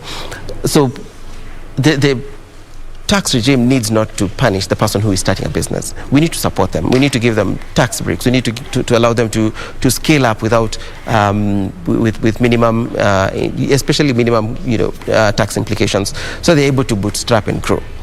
Again, the other thing, that is common to this country is when you start a business, ideally you finance it from your pocket or friends and family. That is usually the predominant source of capital. So it is important that this person who starts a business, we support them, and the government should come in and really, really support them. And what happens is, if you do your business purely online, then the digital service tax, you cannot run away from it, because the providers you're using will actually be the ones to enforce it for you. And all the services, all of a sudden, there is a small bump in cost. But I guess in the long term, I imagine the government anticipates a transfer policy where they tax, but on the other hand they want to make the system more efficient, to make things like registration of a business more efficient, things like when you're claiming a tax refund should be more efficient. Actually, that's what's coming. I was looking at now from where you sit, and you're a local entrepreneur, and government has really been vocal when saying that it wants to support entrepreneurship. But now, from a local point of view, what would be your comment in the ease of doing business? I think we have a lot of room to grow in that respect. We do appreciate there are things that nowadays are very easy. When you're registration of a business. So those ones, more or less 48 hours. Yes, and you do it from the comfort of your house. So that has been streamlined. But I think the ease of doing business goes beyond just registration. It is in everything else. It's making it easy for the entrepreneur to raise capital, for example, making sure that there is available credit lines, making sure that besides the traditional conventional means of going to a bank, I think the Capital Markets Authority need to come up with more products to allow small businesses to actually thrive. And we have seen technologies nowadays, especially in the Western world, where financial technology is evolving. We're allowing businesses to have alternative ways of raising capital. So I think for us, it's empowering small businesses to give them more avenues to raise capital. We need to think of the whole system, to rethink the whole system. Let me give you an example. We have a concept called crowdfunding, which is it's a fantastic idea when you think about it, and it's actually taken root in the Western world. The whole concept is very simple. It's what we call a harambe in Kenya. It's just bringing many people together, but in the Western world they've managed to commercialize it. Where if I'm starting a business, instead of just asking for friends and family for money in form of a grant, there is a system where now I can, instead of them giving me a grant, they become stakeholders in the company. And the whole process is regulated. So there are regulations around it. There are things I can or cannot do with the money that I receive. And at the end of the day, it does two things. It unlocks capital, but to the person who's put in money, they become an investor. So that becomes like an investment strategy for them, so that if it grows, they also benefit. Actually, I was reading somewhere, and that is even how the Western world is funding their political campaigns. Yes. That is what happens. The charity, the what. But we're not talking about politics. We already get towards our general election come 2022. So in a nutshell, from where you sit, to actually realize this dream, and just today we had a story where the Kisumu County is working on an investment forum to bring people together, and their target now has shifted, not 2030, but now we're going to 2050. So time has passed. Going forward, from where you sit within the value chain, youth and business, what do you think really needs to be done in a nutshell? Give me 3 recommendations that would put across. One, I'd say that we need to streamline how we avail capital to small businesses. Capital is everything. Without capital, businesses will not grow. That's number one. Number two is capacity building. That we need to, have a way where young people will be taught the value of entrepreneurship from an early age. So it's not a fallback plan. It should be something that is encouraged, especially of the brightest and smartest people that we have around. But there is a disconnect because in the country, the smartest people will normally go for white-collar jobs, and then entrepreneurship is left for the people who have no other viable alternative. That mentality needs to change, that innovation becomes a part of who we are as a people. The third thing I'd really recommend is the government should really support small businesses in terms of at a policy level. That laws, we had the idea that we tax breaks for small companies. That was a brilliant idea. If it's implemented, I can assure you so many small businesses will benefit from it. Why? Because it allows you to grow your business. Nowadays, I think you can only carry forward your losses for 3 years. With a tax break, it means that a small business has the peace of mind to grow the business without having to worry about how do I run away from the taxman. That will encourage them to be more compliant, but it encourages them to grow. And I think, all said and done, this is the only way out of to bring Kenya to the highs that we had in 2000. It was in 2007, 2012. Yes. Before the skirmishes, then 2011 we also rose up economically, but where we are right now, entrepreneurship is the way out. Now we're geared towards the general election. What is your feel of the political temperatures as you come to a close from a business point of view? What is your feel? From a business perspective, I'd say that politics and business are two things that don't mix at all. And it's something that we've already taken into account. We know next year, regardless, we pray for a very peaceful election, but the political temperatures, the higher they go, you realize the business, it's inversely. Actually, it's an inverse correlation. Yes. Where politics goes up, business goes down. So all we can ask as small businesses is, for our leaders to be cognizant of that fact, that they take us into account. Unfortunately, I don't think they'll heed that advice. So it's up to the small businesses to try and cushion yourself, or then find an industry that is aligned with politics, because even as we say, it's inversely proportional. There are other industries that actually are very directly correlated to that industry. At the end of the day, it's up to a small business to be very innovative, to try and adapt to the environment.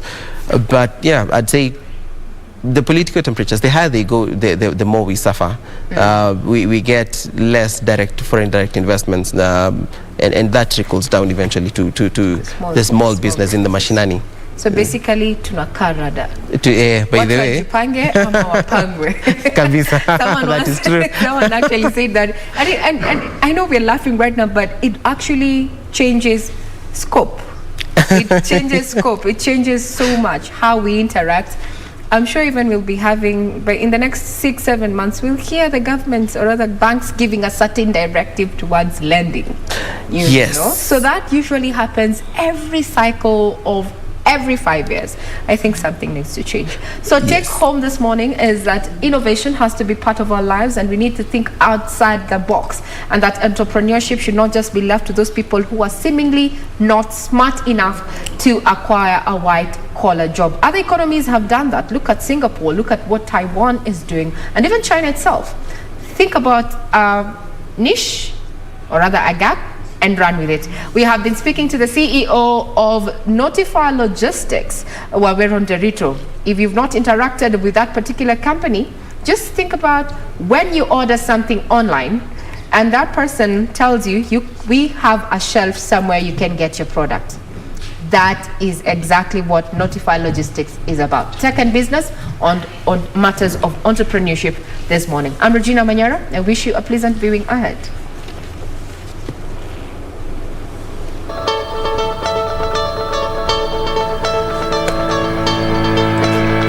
Yes.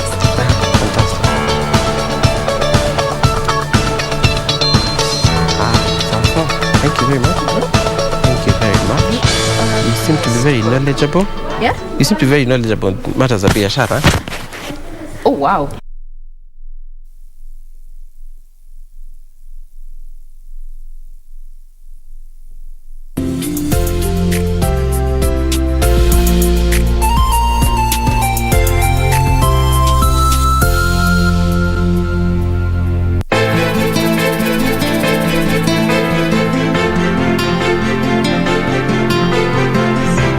Hakika ule uamuzi niliochukua kumhusu Badi ulikuwa wa makosa. Najutia kusema la kweli. Haukuwa uamuzi wa busara kabisa. Tulimalizana mimi na wewe. Sawa. Na sijui kwa nini nifuata hapa. Nataka kukushukuru kwa kunirudishia sauti yangu. Ni vizuri mtu kuchukua muda na kufikiria mambo kwa makini. Wewe, nilikuleta hapa kuja kufanya nini? Yaani ya maneno ya kujirudia. What type of nonsense is this?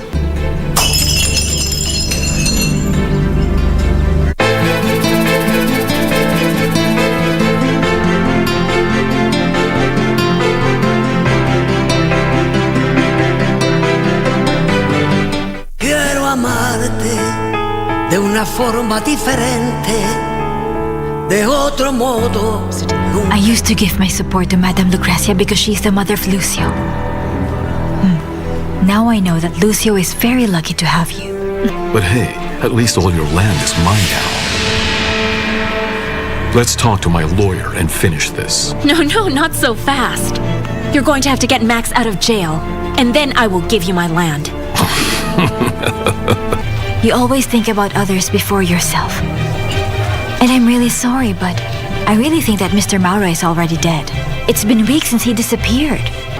Why are you here in the office of my father?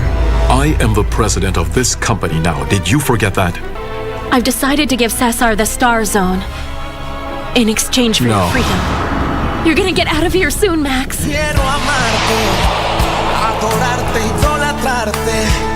De una forma diferente, de otro modo, nunca igual al de otra gente, respetando tu...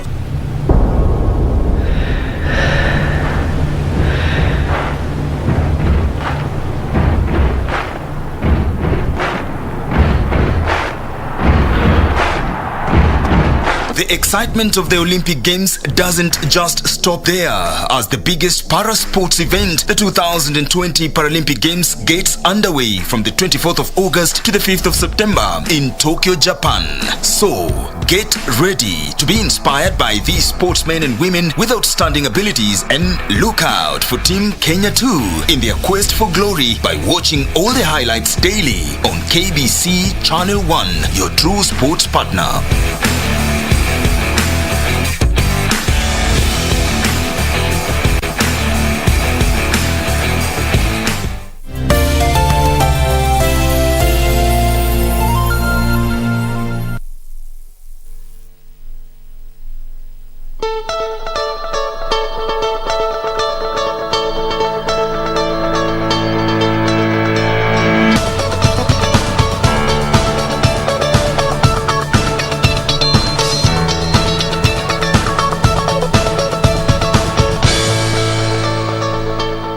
At 6 minutes past 8, let's see how the same road which you're focusing on is looking like, and we can now begin from the Donholm roundabout. This is specific as you're coming to the city center. Just a quick look on how this route is looking like. Not so bad.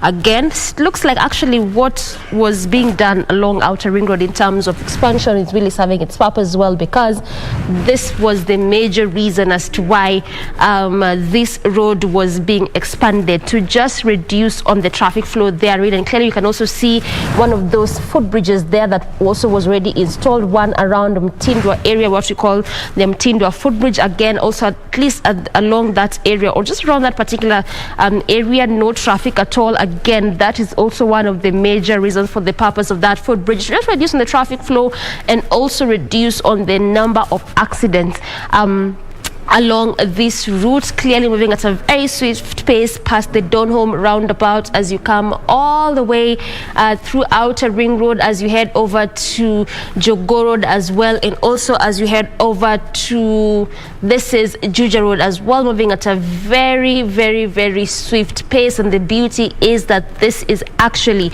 on both lanes. So again, also clearly just trying to show us that perhaps we do not need to look at any alternative routes at all along this entire stretch this morning. Like I mentioned, that construction serving its purpose very, very well on major parts along this road, moving at a very fast pace. Where there's really heavy kind of traffic is as you get to branch off to Kangundo Road. This is just as you leave Outer Ring Road stretch on both lanes of that specific route. Heavy kind of traffic there, but away from that route, as you come to what you're focusing on, actually just where there's a bit of a traffic is on specific sections here and there, but majorly moving at a very swift pace throughout the entire Outer Ring Road. And also the same continues up until when you get to Juja Road. There, one of those busy roads as well, no traffic at all. The same also is being witnessed along Jogoo Road, one of those stretches that would expect to see heavy kind of traffic. The same also being witnessed just on some sections here and there where there's a bit of a traffic, but altogether manageable kind of traffic. The same continues also past the same route as you head over to the City Stadium roundabout. I mean, it's quite interesting because in this early morning hour, and majorly along Outer Ring Road, and also on most of these roads that get to branch off through from Outer Ring, oftentimes you really expect to see heavy kind of traffic, given the fact that some of those busy areas, numerous kind of estates, as well as quite a number of businesses, both small scale as well as medium scale. But clearly, as of now, on both lanes of that entire stretch, as you get to branch off to Jogoo as well, to Donholm roundabout, and the other section of Manyanja Road as well, not so bad throughout the entire Outer Ring stretch, in between Thika Road as well as that entire stretch as you head over to Mombasa Road, not so bad, moving at a very, very swift pace. Just like I mentioned, it's just in some sections here and there where there's a bit of a traffic, but altogether manageable kind of traffic. And yes, that's also how it's looking like. Again, just 9 minutes past 8 along Outer Ring Road. That still remains our focus this morning in terms of traffic.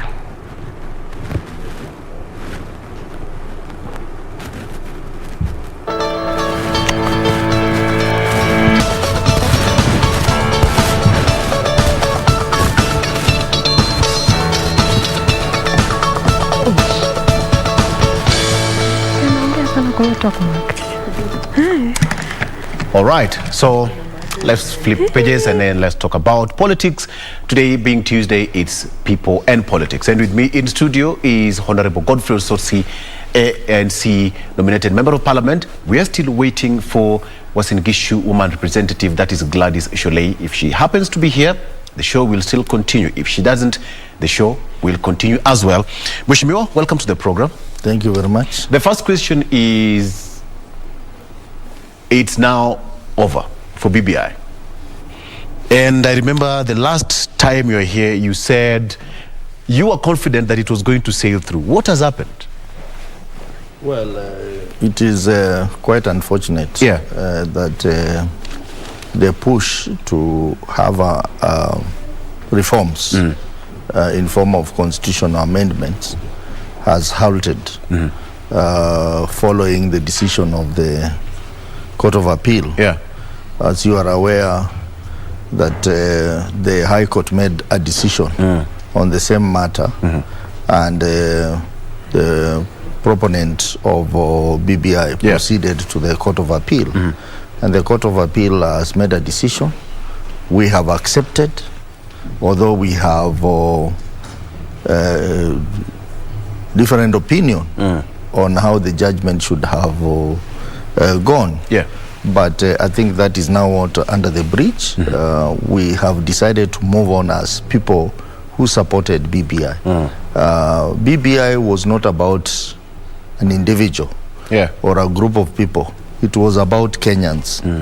And we had quite a number of issues in BBI, which in my view were very good and very progressive proposals for Kenyans. But unfortunately, all those good proposals have died with the BBI. I know there are efforts to try and push through those amendments in Parliament through parliamentary initiatives, 52 clauses. I am not sure exactly how they will achieve that, considering that amendment to the Constitution, it is a constitutional requirement that you must have at least 2/3 of members of the National Assembly and the 2/3 of the Senate. I do not think that they will be able to marshal those numbers in Parliament because I think the enthusiasm and excitement has gone down. Especially big parties in Parliament, ODM, and even the present side, and even the Tanga side, which has always opposed any amendment that comes on the floor. So I do not think that the One Kenya Alliance, whose members of Parliament have been pushing for this, I have seen Honorable Mutula Kilonzo, Honorable Sakaja, and Malala trying to push. I do not think they have the necessary numbers to ensure the success of constitutional But do you even have time for that? Because there must be a time frame. Now, that's another second issue. The issue of time. You know that we are 11 months to the election. We don't really have time to go through all the processes involved in the constitutional amendment. And again, the court came up with the what we call the basic structure doctrine, which implied that any change of the constitution must comply to the basic structure doctrine, which means every time you want to make amendments to the constitution, you must go to court for interpretation on whether you are within the basic structure doctrine or not. So that will remain to be a major challenge to any move to amend the constitution. And I think for me, I think the court may have erred on that, because we need to rely on the provisions of the Constitution. The issue of basic structure doctrine is a new concept to our constitutionalism. And that limits, it's going to limit any push for constitutional amendment, however good it is. So that is going to be a major challenge to those who are pushing for parliamentary initiative. So it's really going to be a tall order, especially considering that Honorable Raila has said that we tried our best. And he's not going to amend. And now it's time to move on and focus on 2022. So it's going to be very difficult to maneuver through parliamentary initiative without the direct support of Honorable Raila Odinga. The question is, the AG, Kihara Kariuki, said that he's contemplating to go to the Supreme Court. His argument is that President, being a civil servant, also enjoys that right to initiate, a procedure or a process to amend a constitution. How sure is he that he's going to sail through? Well, you see now there are some issues that the court came up with, which I think it is good that the Attorney General has to go to the highest court in the land for interpretation and the way forward. And the first issue is the issue raised by the court that the president can be sued. That will require the highest court in the land to interpret and make a decision. The second one was when the court said that IBC was not properly constituted. And that means all the decisions that IBC made, including by-election, were all unconstitutional. So that means all those leaders who were elected through by-election are in office illegally. Now, that is going to be a very costly thing, and legally it's going to create a constitutional problem. So those are some of the issues that the AG has to go to the Supreme Court to seek further clarification and interpretation by the Supreme Court. So I think the AG is quite in order to proceed to the Supreme Court. But the political class who are in support of the BBI process led by Honorable Raila Odinga, I don't think we are interested anymore in appealing to the Supreme Court because really we do not have time, and I think we need to focus on the general election, which is 11 months away. Exactly. Mheshimiwa, BBI, as per the proponents, had some goodies, some good aspects that were in it, but then now it's water under the bridge. So does it mean that all is lost? Talk about the 35% increment to the county, to the revenue, to the county levels, and limitation, the creation of 70 more constituencies. Now that is all gone. So have we lost as a country? I believe we have lost. Right. And we have lost because of political expediency. There are people who fought BBI, not because of the good things that were in BBI, but because they thought that it was Raila Odinga's initiative. So they fought it. And it is not a new thing. You remember even this constitution that we are saying it is the best, we can't amend it. There are people who fought it.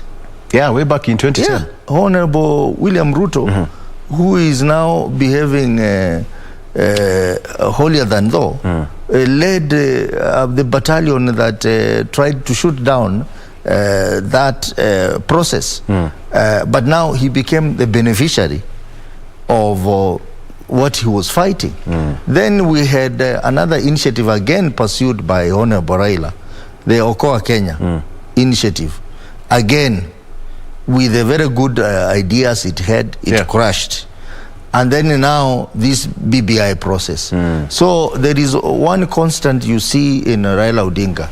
He's always out to bring fundamental reforms, constitutional reforms that benefit the Kenyans. Because we cannot say that the current constitution we have is 100% perfect. We should always seek for ways of making improvements to it. Even the people who opposed the constitutional process in 2010, they said 20% of this document is wrong. But now when they are offered an opportunity to remove the 20% and correct it, they now come and oppose. So it's unfortunate that all the good things that came with BBI are gone.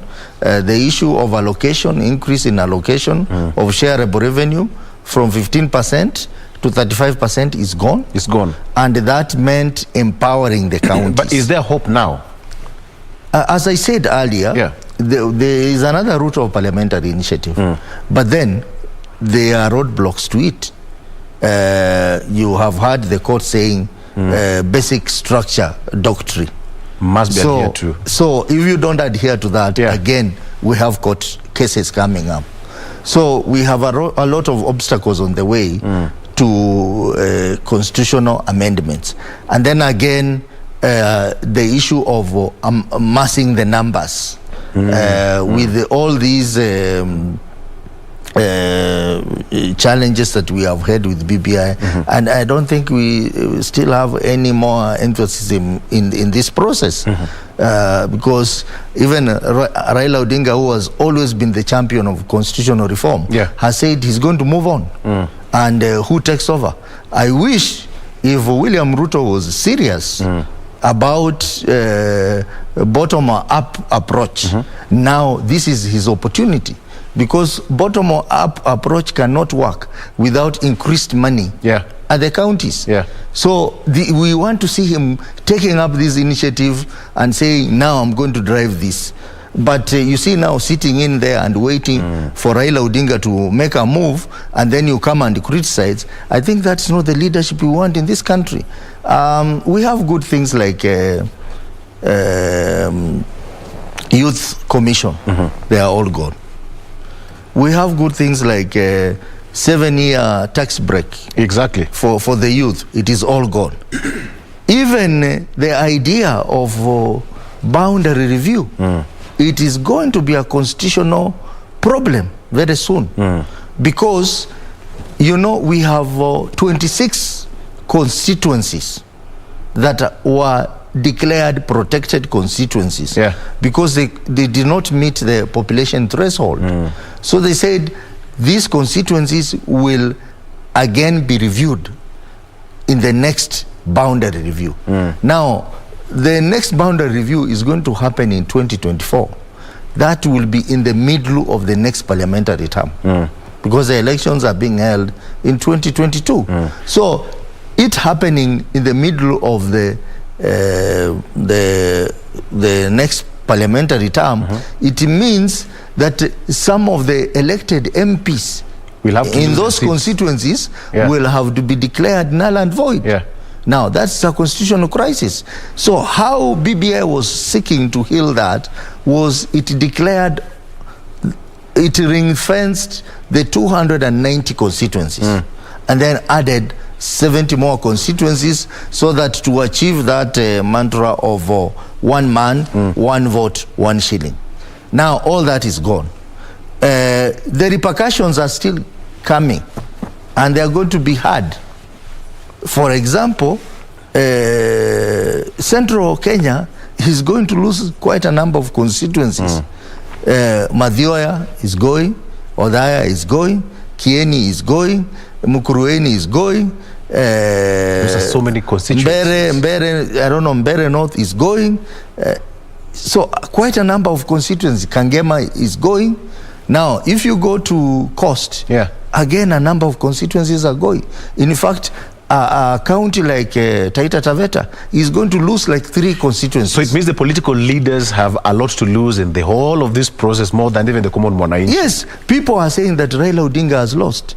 If you look at Nyanza, Luo Nyanza is not losing a single constituency. He's not losing a single constituency. Rift Valley is losing. Mogocho is going. Marakwet East is going. A constituency there in Pokot is going. So the repercussions of failure of BBI are going to hit harder. And very soon you will see people saying, now what happened? But were the politicians seeing this happening? They were not seeing this happen because it was political expediency. Remember, they scandalized BBI so much. They said BBI is a waste of public funds. Why do you bring BBI when we have corona? BBI is for the elites to create positions for themselves. That's what they said. Now, gender balance, gender parity issue. remember the Chief Justice had issued an advisory to the president to dissolve parliament. That is former CJ The Maraga. president is still holding on to that advisory. He has not acted. And I think maybe the president had not acted because he was thinking that with BBI, it will be able to resolve this problem. Now BBI is gone. Now gender parity problem back to square one is still there. Yeah. We are going into an election with the same problem, which means the election of 2022 is going to be unconstitutional because we have not handled the issue of gender parity and there is an advisory from the Chief Justice. So we have a problem. So I think those who are at the forefront of opposing this BBI did not think widely and did not think wisely. They were thinking political. They were thinking about so and so is going to get political mileage. Yes. And not us. So the best thing is that we derail it. And now it has been derailed. Yeah. Another very serious implication is, now we are in the season of coalition building. Coalition building are going to be very difficult now because BBI was to create 5 key positions. The presidency, the deputy president, prime minister and 2 deputies. Now coalitions, parties could coalesce together and somehow make it easy to build a coalition by sharing positions. And that but was now that is not possible. That was not bringing to the next question of what are the political implications now? Now that is one of the major political implications. Because now, for example, the coalitions which are coming up, what do they have to share? They only have the position of a president, and a deputy president. And deputy president. Right. They cannot even promise people that they will make them ministers because the ministers are going to be outside parliament. So it is going to really be a problem. And I think Ruto, who fought this BBI, he is going to be the first casualty of this. Because for him, look at his setup. Whom can he make a deputy president? Who in his camp has the profile, has the stamina, has the personality of someone who can be a deputy president? Is it Moses Kuria? Is it Rigathi? Is it Kimani Ichung'wah? Is it Ndindi Nyoro? They don't have that profile.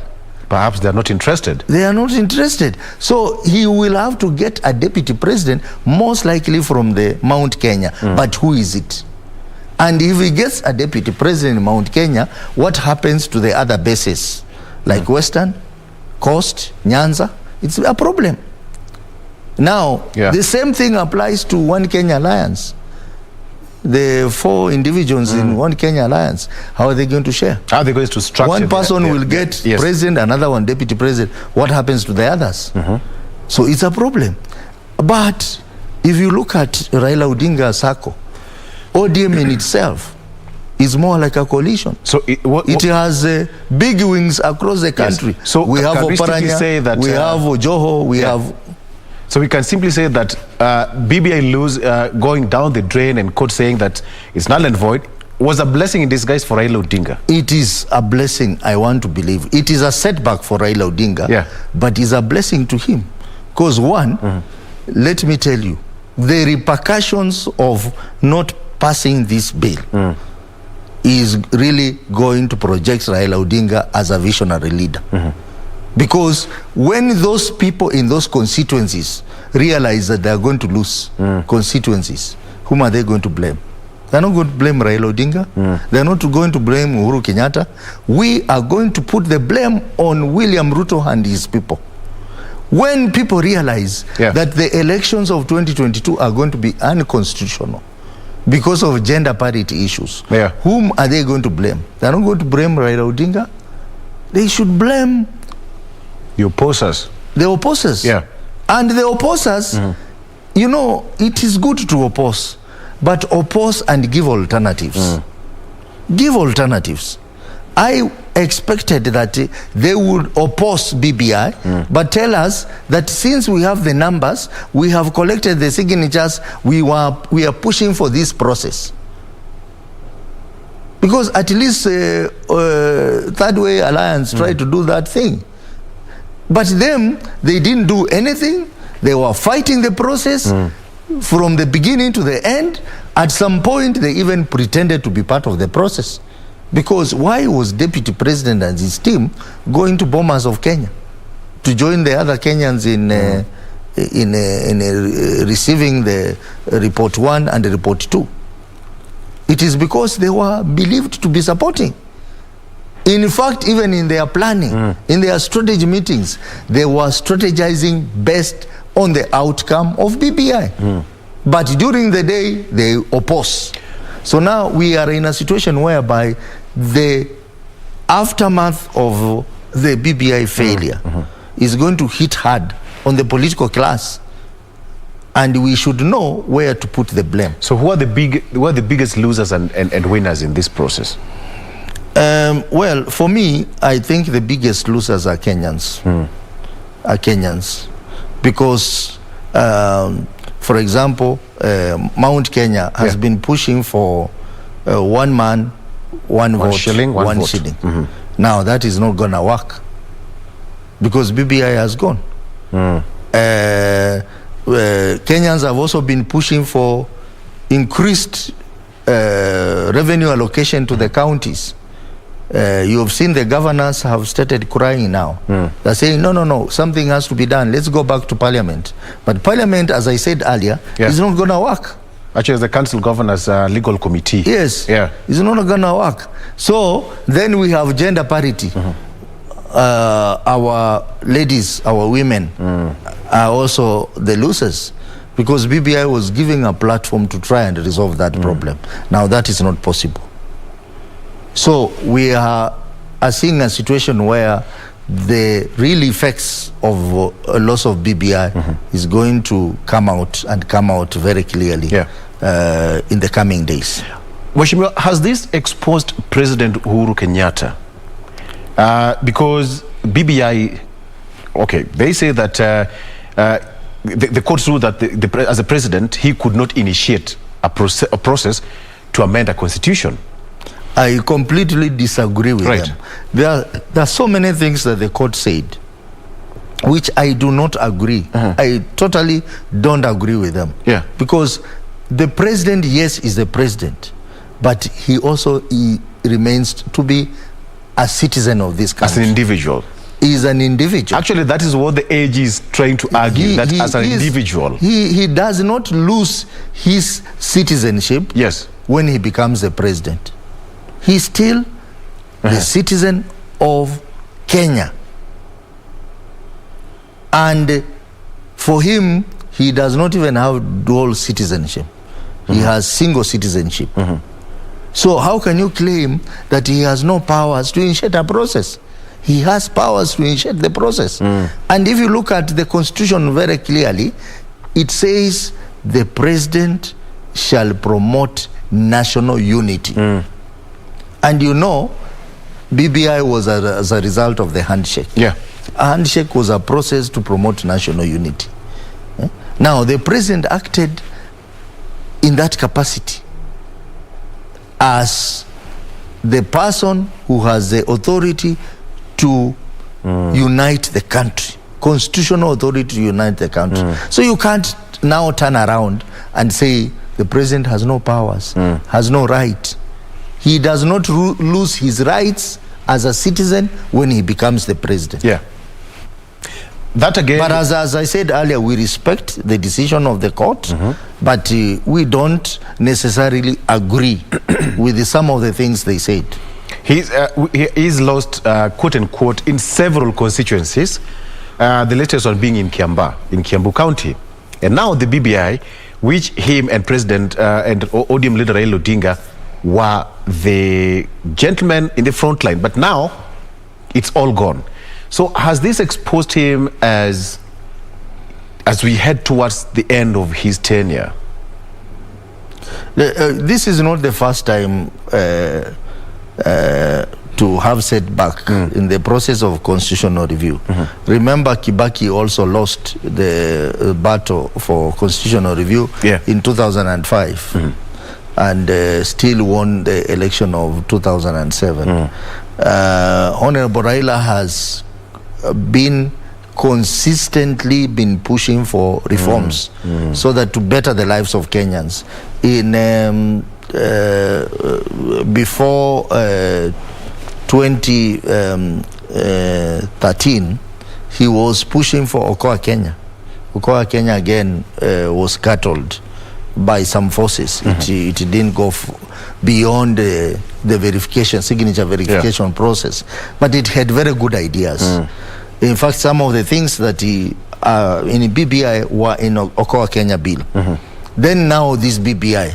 So in terms of being at the forefront of constitutionalism, Raila Odinga has established himself as a brand around there, that he is a leader who is always fighting for reforms.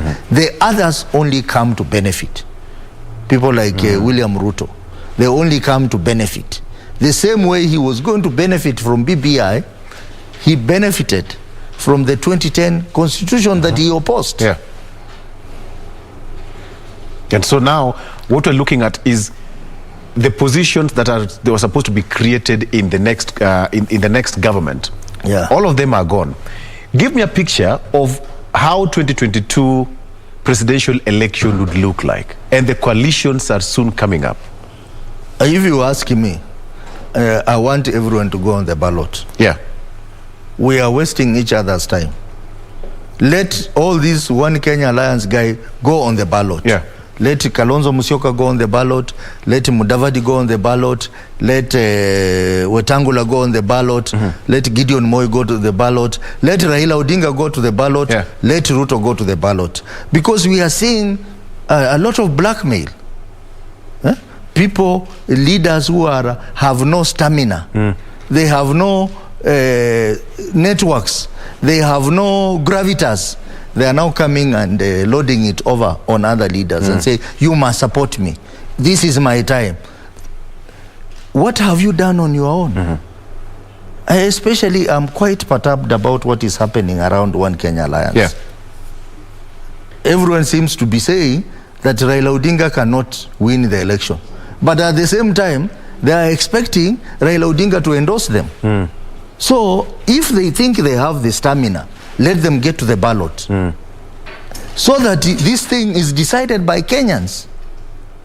If you think you have support in your area, we want to see how you demonstrate that support on the ballot. How would it look like? Because the history of this country is that towards any general election, the last 6 months is always the determinant. Yes. The good coalitions or true coalitions are going to come, I think, in my view, from January. It's too early. What we are seeing now is what we have always seen in the past, where people are trying to bargain harder. We saw that in ahead of 2002 election, where we had NAK. NAK was formed. And then now we had KANU. KANU ended up splitting. The splinter KANU formed Rainbow, and then Rainbow and NAK joined and formed NAK. So that is what we saw. We saw also the ODM Pentagon in 2007 came towards the end, and we saw NASA also came around May 2017, just 3 months to the election. So I think the true coalitions are going to come from January. Right now we are seeing, what we are seeing is a political posturing, which this time round it is being accompanied by political blackmail. Blackmail directed at largely Raila Odinga, that you must stop vying, you must support us, and all this. So I find that to be a bit quite interesting, and that's why, in my view, is that if the situation continues the way it's going on, let everyone go to the ballot and fight it there and fight it there and see your weight, rather than trying to blackmail another leader that he should support you. And yet, if you look at your own strength, is limited. Yeah. Let's talk about the IEBC. The court ruled that that IEBC, as it was constituted, was not properly constituted to run an election. Is Chebukati and the team ready for next general election? Of course, the 4 positions have been filled, but according to the court ruling, does that nullify them as a properly constituted body to run the next general election right now? Not really. You know, President has submitted the names of commissioners to Parliament. Yeah. And I think very soon we are going to be called to Parliament to go, and the vetting actually is starting today. And then we'll be called to Parliament to the vetting of the 4 commissioners? Yes. All right. We called after that, the committee will do a report. We'll be called to go and approve them. Now, once we approve them, they are sworn in by the president, then they automatically now take over their position. So now that means the quorum issue will be resolved. But we must look at the past decisions made by IBC. Yes. From when the quorum problem started. It means those decisions are now null and void. In question, right? And that is why the AG has to go to the Supreme Court to ask for the interpretation of that ruling and guidance by the Supreme Court. But I see a serious constitutional problem coming through, because it means all policy decision, all by-elections that have been conducted by IEBC are now null and void. Policy decision, including policy decision that involve preparedness towards 2022 election, procurement decision, decisions involving how prepared are we to the election, all that will be null and void. And I think that is going to further complicate the preparedness of IBC for 2022 election. All right. Let's take a break, and when we come back, let's talk about the issue of public participation, which was raised by the courts, that there was no proper public participation in the whole of this process of BBI. That is when we come back, and so much more with Honorable Godfrey Osotsi. Let's take a break. We'll be right back.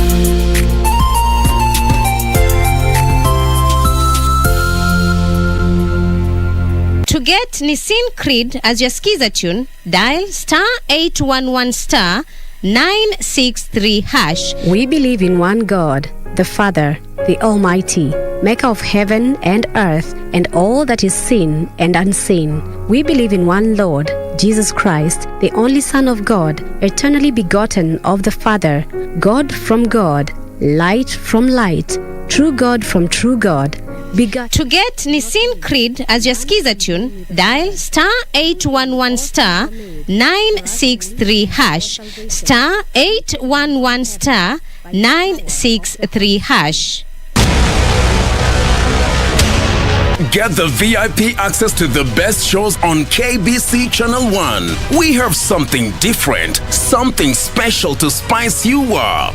Get ready for new, exciting and captivating dramas.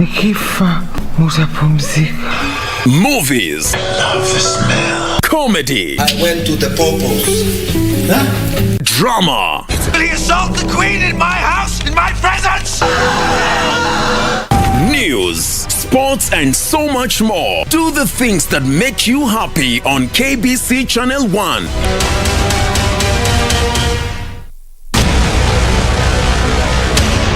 Get the VIP access to the best shows on KBC Channel 1. We have something different, something special to spice you up.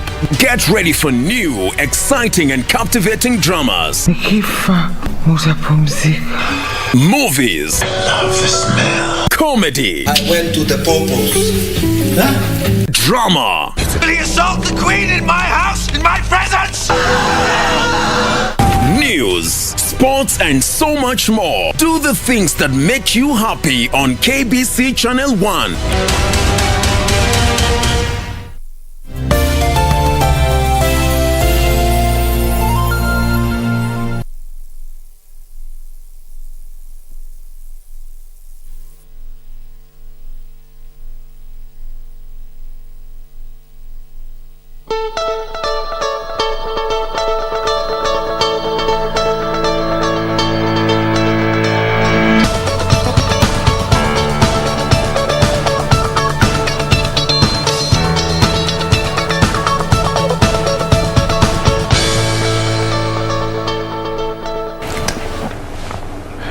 And welcome back. Still here with me is Honorable Godfrey Ososi of ANC Party. Still going on with our debate here. We are just trying to get to the details of the BBI and now what's now left for us moving forward. Now the question is, Mheshimiwa, you said BBI is now water under the bridge.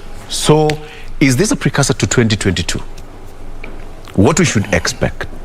Now, what the decision of BBI has simply said that let's now focus on 2022. Yeah. You have seen that Honorable Raila has now said he has moved on. He's now focusing on 2022. And I think that's what we need to do now. Despite the fact that BBI failure is going to come up with its own effects, political effects, we want to see everyone now focusing on 2022, planning and mobilizing people, strategizing, and also the country generally preparing for a free and fair election. We want to see the commissioners who are now going to join the commission. They need to work day and night to ensure that we have smooth and flawless election in 2022. Yeah. And now the question of we saw a situation where the court said that there was no proper public participation. Yes. It is something that was discussed from the word go, that proper public participation was not taken care of during the BBI process. But here we went through the courts, through the county assemblies, went to the parliament, went to President Kenyatta. Why was the court saying that proper public participation was not taken care of? Well, those are some of the decisions I disagree with the courts when they say there was no proper public participation. Because we saw that the BBI task force went all over the country. The first round, they went through 47 counties, and then they came up with a report. That report went through a validation process that the various publics were involved, and then we also had a session at KICC where various groups, including judiciary, presented their views and memorandums. And then after that, it went through county assemblies, it went through National Assembly, which is the only body mandated to make laws in this country. The National Assembly and the Senate. And then now it went, it was now supposed to go into referendum before we get this. So when the court says that there was no public participation, maybe they wanted the constitution as assemblies, like what happened with Bomas of Kenya during 2010 constitutional making process. So I disagree with them when they say there was no adequate public participation. Is there another way apart from parliamentary procedure? Probably maybe 1, 2 or 3 clauses to be amended at Parliament. instead of the 52, because according to the proposals, there are 52 clauses that can go through Parliament to be amended. Issues to do with the delimitations of the boundaries, the allocation of revenue allocation, and all that. 2 or 3 that can pass through Parliament. You see, there are two things that you need to look at when you are amending the Constitution through Parliament. One, we have provisions which require referendum. For example, if you want to amend anything to do with Bill of Rights, independence of judiciary, structure of government, things to do with the Constitutional Commission, you need to go through a referendum. But there are other things which you don't need to go through a referendum. For example, amending to increase revenue allocation from 15% to 35%, you don't need a referendum. But as I said earlier, the courts have now come up with what we call the basic structured doctrine, which basically means that every time you want to do a constitutional amendment, even through Parliament, you have to ask yourself whether you comply to basic structure doctrine. That means you have to go to court to seek the interpretation. Now, that is where the problem is. And considering that we don't have time, we have 11 months before the election. That brings a challenge. The other thing is the numbers. 236 members of Parliament, National Assembly, must support the amendment. I don't see that happening. With the current political setup of Parliament, I do not see that happening. And as I said, if Raila Odinga and President Uhuru Kenyatta are not driving the initiative, then you can consider it as dead on arrival. Because the One Kenya Alliance leaders, they don't have the political strength in Parliament to push through constitutional amendment. And there we have Tanga team of Ruto who are waiting to pounce on anything that they think they are not in control. So we are not going to see a situation where we are going to have harmony in the House to push through the constitutional amendment with the right numbers. Can it be seen as a trap? Not going to Parliament, not going to the Supreme Court, just leaving the whole process as it is? Could it be a trap? Just to wait and see what happens. That is why I was saying those who celebrated, I think they celebrated too early. Wait until the effects of failure of BBI start hitting. What's the political strategy in the whole of that process now? I don't think they had any political strategy. Their only motivation was to make sure BBI fails, so that Raila and Uhuru Kenyatta are seen to have failed. That was their motivation. They didn't look at the substance of what was being proposed and the reasoning behind it. For example, when we talk about constituencies, it's really going to be a big problem. When we talk about gender parity, it's really going to be a constitutional problem. What solution is Tanga going to give? They have no solution. I expected Honorable Sholei to be here so that I question her, because she's the legal advisor of the Deputy President. That now with this current situation, how is Deputy President, who claims to be ahead of everyone, going to help us solve the gender parity problem? How is he going to help us solve the problem, the danger we are facing on scrapping of constituencies? Now, this is a time to demonstrate leadership. And if I was Raila Odinga, I will completely stay away, watch things from far, and see how the other leaders are going to deal with this issue. Because he has dealt with the issue, and the same people who are going to be beneficiaries are the ones leading the onslaught against him. So I stay away and see how they are going to demonstrate leadership. And if they don't demonstrate leadership, then we will know that these guys are not ripe to be leaders of this country. It has taken almost over 20 times to amend the constitution. But anytime that we have got the Punguza Mzigo, the Okoa Kenya, and now got the BBI, and anytime they come up with these ideas, it flops. Why are Kenyans not ready to amend the constitution 11 years later? Kenyans are ready to amend the constitution because surely, first of all, in 2010 we say 20% of the document is wrong. And we said we'll get an opportunity. There was a consensus between the people who supported and those who were against. The only difference was that the people who were against said, let us amend now. And the people who are supporting it said, we will amend later. Now, the people who said, let us amend it now, are now saying no amendments. The people who said, let us amend it later, have been trying to look for avenues of fixing the 20%. They tried to do it through Okoa Kenya. It didn't, of course, it was fought.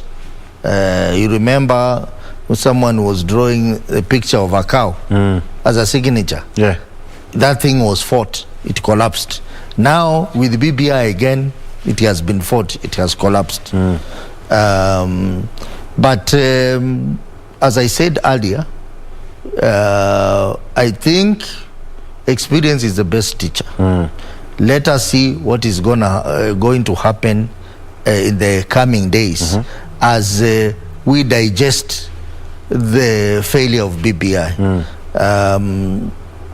Personally, I have moved on. I was one of the champions of BBI.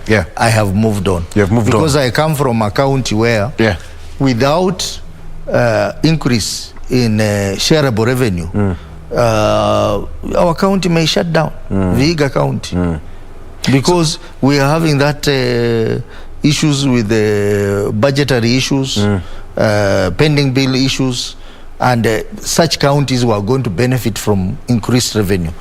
We also have a constituency called Vihiga, which is going, and probably a Mohaya also, which is going.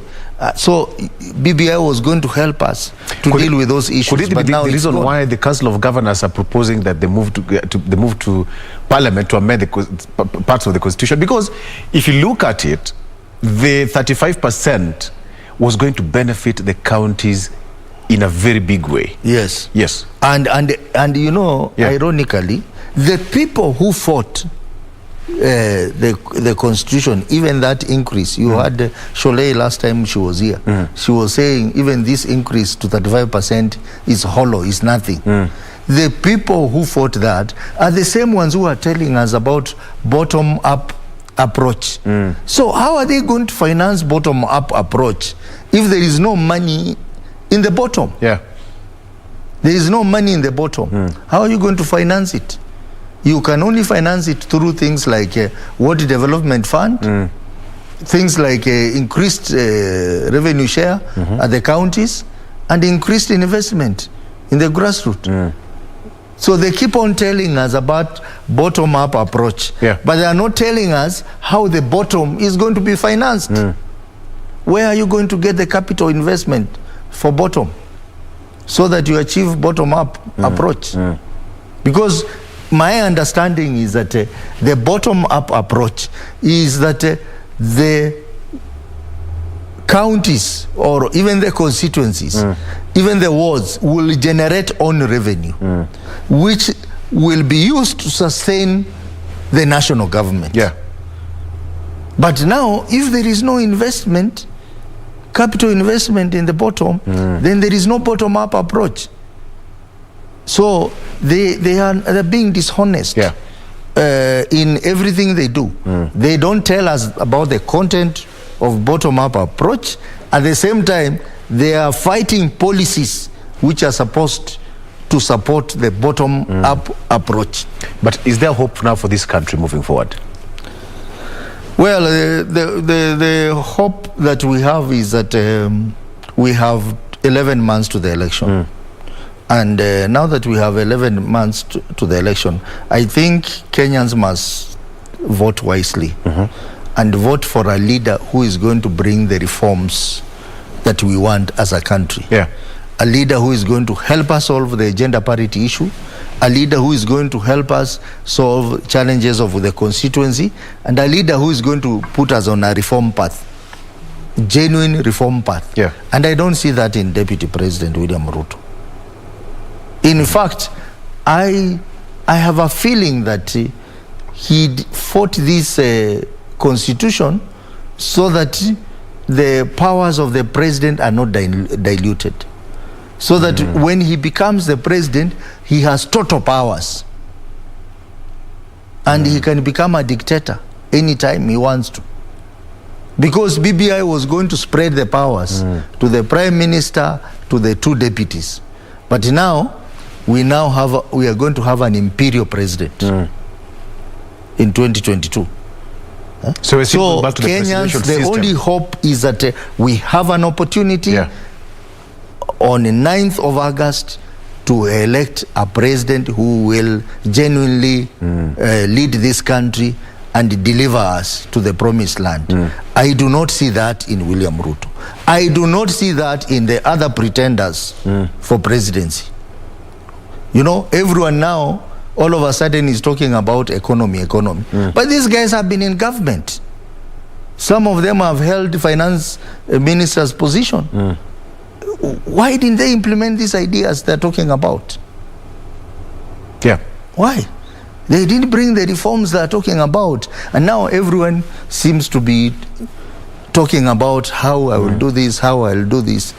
And they have not been known to be reformers in the first place. Have not been known to be reformers. Mheshimiwa, it's like the failure of BBI to sail through has now left heads rolling, literally, in the political circle. Yes, everyone now is wondering what to do next. As I said, even coalition building is going to be a bit complex to develop coalitions without the 5 positions that were invested in the BBI. And now we have 2 positions. So if you have like 4 or 5 individuals coming together, it means only 2 will get the 2 positions, and then the rest, maybe you promise them ministerial positions, CS positions, which is not guaranteed because they are appointed positions. You can be sacked anytime. So it's really going to be a challenge, and that's why I say that for me, with the current confusion we have, and as far as coalition building is concerned, if we get to around February there, and there is no light at the end of the tunnel, let everyone go to the ballot, including the pretenders to the throne. Let them go to the ballot, let Kenyans decide. Some of these people are biting bigger than they can chew.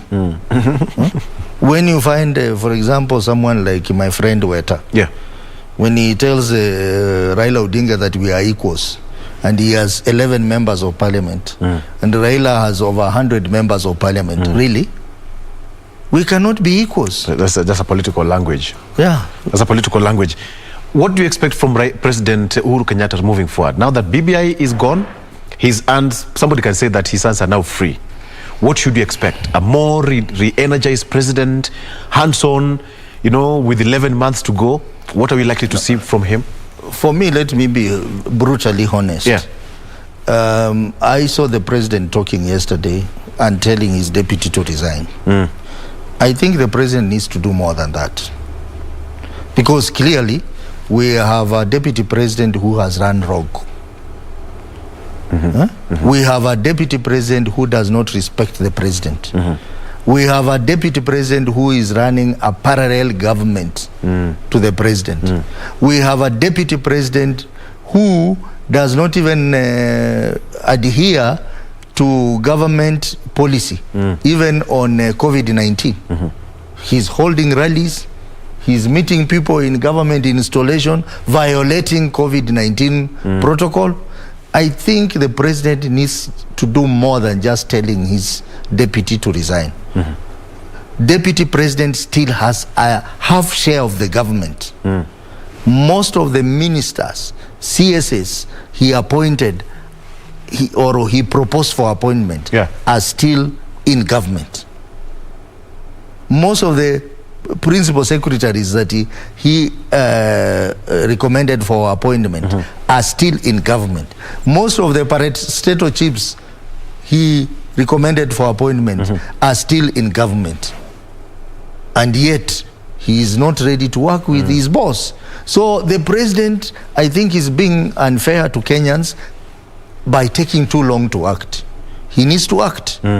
You remember in 2005, after the referendum loss, President Kibaki sacked everyone. The entire cabinet. Yes, including Raila Odinga. And he reconstituted the cabinet. That is what President Uhuru needs to do. I think it is quite unfortunate when he comes to us and tells us that the decision is the deputy president's decision. Kenyans never voted for Ruto. Kenyans voted for Uhuru Kenyatta. Because Uhuru, they never voted for deputy president. They voted for the president. So, and I think he needs to act. One way or another, he needs to act. In one way or another, he needs to act. But then now, in his political muscle, are we likely to see that president going out there and facing the people and saying, this is me, my track record is this one, 2022 is going to be so different? No, if he doesn't do that, then he's in for many surprises. Because you never know what is going to happen next. You never know what is going to happen next with what is happening with Ruto. He has his own economic model. He is no longer talking about government, but when it suits him, he says, us in government, we have done this and this. When it doesn't suit him, he now lumps it on Raila Odinga as the distractor, as the person who has come to distract the Jubilee government from its manifesto. So really we are dealing with a very dishonest individual. The question here is on the front page of the Star, they said that lead Raila Mount Kenya campaign, even as that is happening, they started a tour. Honorable Raila alluded that they were going to start a tour with the president himself. And now that the BBI is out of the way, and 2022 election is here, what are we likely to see in terms of the two gentlemen now moving forward as a team? Well, I've not read the Star newspaper today. He said that lead Mount Kenya, Raila Mount Kenya campaign, allies tell Uhuru. A section of MP says that President Kenyatta's silence on his succession plan has triggered confusion and given undue advantage to their rivals. Well, let me tell you one thing. The handshake was between two people, Raila Odinga and Uhuru Kenyatta. I want to be brutally honest that Raila Odinga has done part of his bargain. He has consistently been focused on the handshake to the extent that some people think that he has lost his ideological leaning that he has always had. Honorable Raila has consistently pushed for what they agreed with Uhuru Kenyatta, one of it being BBI.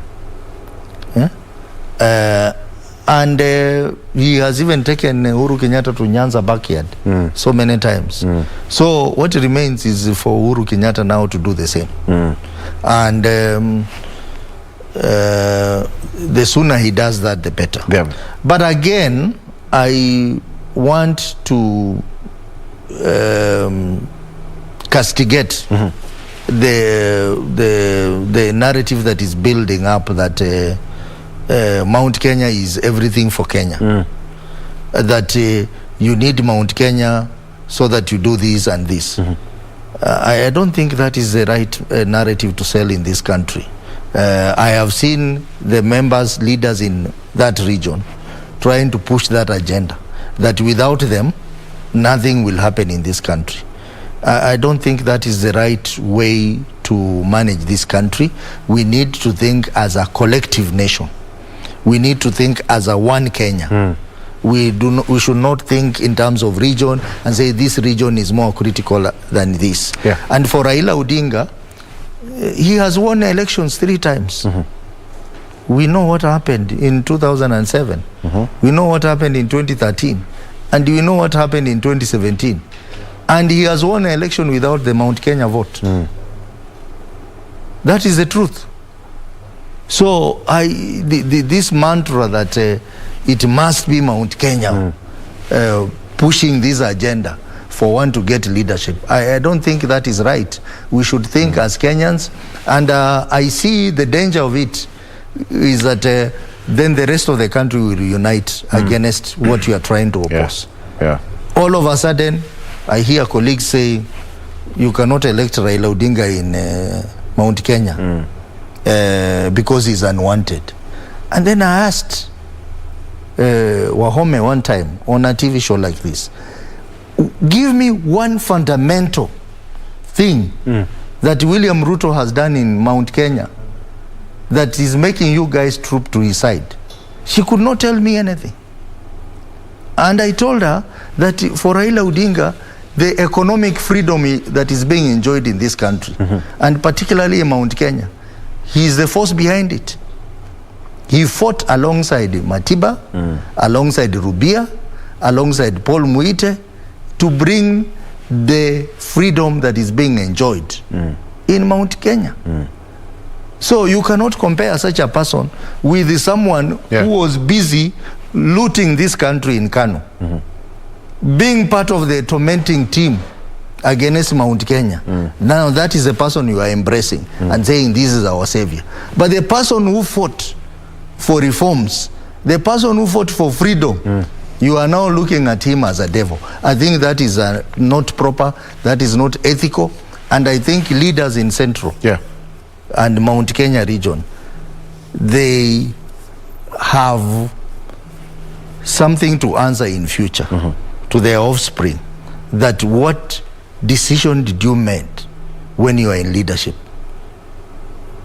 Because all of a sudden, Central Kenya that has been known to have a culture, enterprising culture, progressive culture, is now being taught to be hustlers, to be people who have no hope, to be people who are now looking at those who have, and they're seeming to be angry about them. So that is not the culture that the region has been used to, and that is crippling in because of the politics.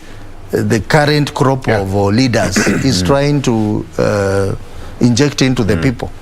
So for me, I think the narrative that Mount Kenya means everything is a misplaced narrative, and is something that should not be encouraged at all. Mheshimiwa, allow us to end at that particular point. Thank you so much. We've been speaking to Honorable Godfrey Otsotsi. Today it was one-on-one, all right? One man show. Thank you so much for taking your time. We are not yet done yet. We are taking a very short break, and when we come back, we still have got much more on the other side of the break. Stay with us. Thank you. Thank you.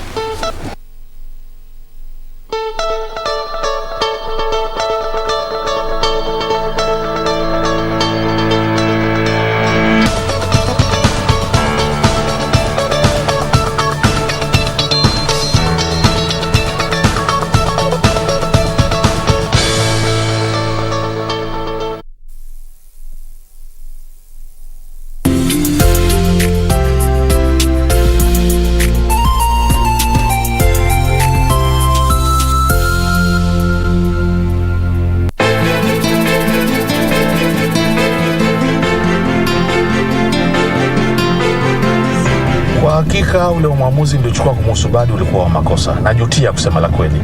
Haukuwa uamuzi wa busara kabisa. Tulimalizana mimi na wewe. Sawa.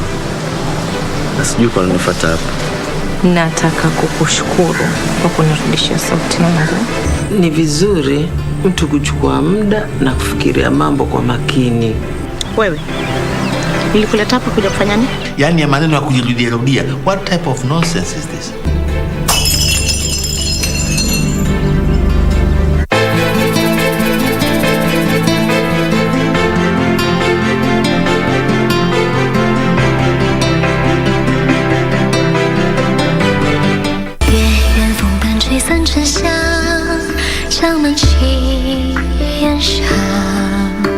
Have some water. You humble slave! How dare you give him water? Without my permission, nobody can feed him anything. What a beautiful young girl. Today, we don't want just your money. Let go of me! Let go of me! Stop it! General Bai Li and I are good friends. If you don't mind my humble little abode, why don't you stay with my family and I for a while?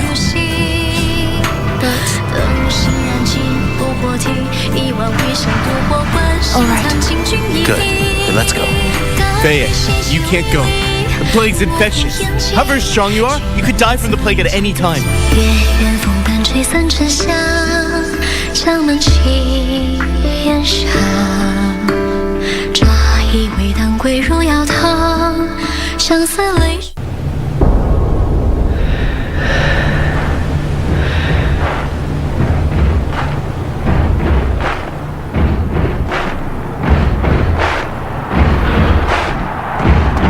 The excitement of the Olympic Games doesn't just stop there, as the biggest para-sports event, the 2020 Paralympic Games, gets underway from the 24th of August to the 5th of September in Tokyo, Japan.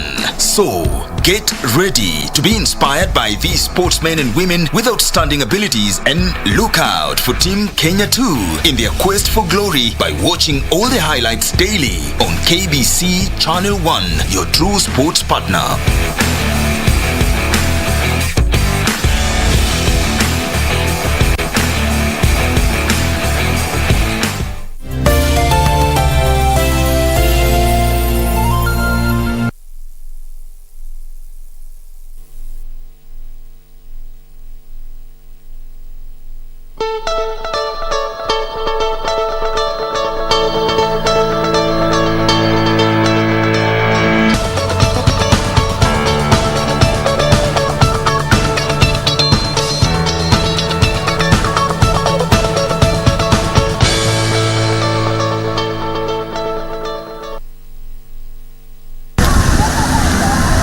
In the quiet corners of this crowded slum, Kibera, 17-year-old Anne Mwende, not her real name, has been forced into adulthood with responsibilities beyond her years. Nilikuwa na uhusiano wa boyfriend after kumaliza class 8 ndo kapata ball. Pregnancy denied her enjoyment of her teen life. Nilijua masomo yangu imeisha hivyo. Sitaienda tena. Nikasema hivyo tu ndo vile imeisha. Sasa vile nimepata ball zilipua fi. Her life took a U-turn. Nikaona hope maisha yangu itachange. She was prepared for the worst anyway. Mi Kenya tunasema nirudi shule, nimalize shule, then nitafute job ama nisome kitu yenye naweza fanya. Her mother is supportive of her dreams, but she tells me the community will never let her be. Watu ukaa chini, wana discuss maisha yako. Wakisema hivyo ndo vile maisha yangu imeisha, stai kaa tena na wasichana wengine wadogo, nishakuwa mama. Anne is remorseful for her actions, and all she appeals for is a second chance in life. Sitarudia mama, anilipie tu fee nimalize. Sitarudia kosa kama hilo, nisha learn lesson. sizifanya kitu kama hiyo tena. Life has not been easy either for Anastasia Akelo, not her real name. She lives in Kisumu Ndogo in Kibera slums, Nairobi. She is 16 and already has a 6-month-old son. I gave birth on the 30th of November last year. I had a relationship with a young guy who was in college. And that time I had joined Form 1 on that 3rd month. The obtaining situation forced her to drop out of school. I told him first, but he didn't understand me. He was just wanted me to just about the baby because he was not financially stable. And my mom didn't want to see me at that time too. Anastasia says she is struggling to feed her child every day. I can't see my life again. Yeah. And because sometimes I would wish if my father would be alive, maybe he would support me in life. Yeah. And I didn't expect to give birth at this age. I wanted one day to become someone important in life. Anastasia's neighbor, Beatrice Alo, is 20. She has a 5-year-old son. She gave birth at the age of 15. Maisha kaanza kuwa ngumu. Au marafiki zangu pia wakanitoroka. Wenye nilikuwa nao wazazi wao wakasema wasitembee na mimi, nimepata mimba na bado mimi ni mdogo na bado niko shule. So hata pia mwenyewe nilikuwa naogopa hata kutembea nao. Najificha tu kwa nyumba. So hata kueleza wazazi wangu ilikuwa yani kuwafia hata kuambia kitu nataka ilikuwa shida. Sasa mzazi wangu babangu sana alikuwa mkali sana. It's often described as the most changing experience that a woman can have, but for Beatrice, motherhood may have come too soon. So ilikuwa ngumu, niko tu kwa nyumba peke yangu. So ikafika siku nienda kuzaa. Hiyo kwenda kuzaa nikazaa na operation, so shida ilikuwa ngumu. Hakuna mtu akushughulikia mtoto. Mama wangu saa nyingine anaenda hizi kazi za kufua, anarudi anishughulikie. She will never regret these tender moments with her son, but Beatrice may long for the care for a young girl like her. Nikajikubali, nikakuja nikamwambia mama wangu, nimekubali mtoto ni wangu. Hata kama watu watanitusi, nitajikubali. Meya anaona nitusi hata kama ni mwanaume ananitolewa kwa sababu niko na mtoto, nimekubali nitakaa na mtoto wangu. As long as nimeshakubali mimi ni mama, nitaishi na mtoto wangu, struggle na yeye. Discrimination and stigma meted upon teen mothers, for instance, cost the future of this middle-aged woman, Judith Shitabule. She was 16 when she discovered she was pregnant with her first child. Sasa ikabidi tu mamangu ndiye ameshughulika kila kitu. Then mimi conscience yangu naambia na sini fulani alinidraga kanifanyia hivi, I'll just go back to him. Mimi nikaenda kumtafuta wakati sasa nimekuwa na afya njema, sasa mtoto hata ameanza kukaa. Kaenda kumtafuta, nikamuuliza wewe, na vile nilifika tu hivi akaniambia I'm sorry, nilifanya vibaya, but I want my child. Shitabule's ambition of becoming a nurse evaporated. Mimi ndio huyu huku, mimba ndio hiyo, mimi naona tu tumbo imegrow, lakini sijajua ni so my neighbors wale wa nyumbani sasa, na unajua wote tu ni relatives, wakasema aku mtoto sangeenda tu university, na unajua sasa ni vile my family is ile humble background, sasa wangeweza hata kunipeleka hiyo parallel. Social consequences for pregnant adolescents may include stigma, rejection or violence. This may well jeopardize girls' future education. It should not be the end ya maisha ya mtu. Inazima tu ufocus na ujue tu ni nini ulitaka. Unajua vitu mingi zimeweza kuwaste hata wa mama wengi, ni kwamba sasa kama mimi vile nilizaa mapema, ikabidi niolewe mapema, na ikabidi tena nitoke huko. Kitu yenye huwa inapoteza watu wengi, wakishatoka huko wanaona tena wapate bwana mwingine. According to the World Health Organization, pregnancy and childbirth complications are the leading cause of death among girls aged 15 to 19 years globally, with low and middle income countries accounting for 99% of global maternal deaths of women aged 15 to 49 years. However, a team from the Polycom Development Organization in Kibera is leading a campaign to raise awareness about teenage pregnancy and family planning. We have so many girls, teenage girls, who have become pregnant in this community, and the COVID situation worsened it because many kids were at home, and because most of their parents lost their jobs and everybody was at home, then the small house becomes too congested for everybody. So most of them would seek for places to feel free, and mostly they got into men's houses, mostly men who are single, and they became pregnant. Jen Anyango, the Polycom team leader, laments that some families refuse to break with tradition, making their work difficult. If these kids are not protected, they're going to have more kids.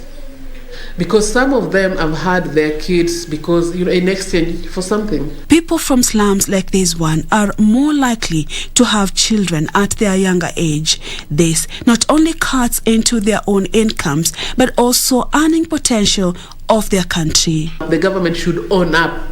The girls even go for their, we call it prenatal clinics.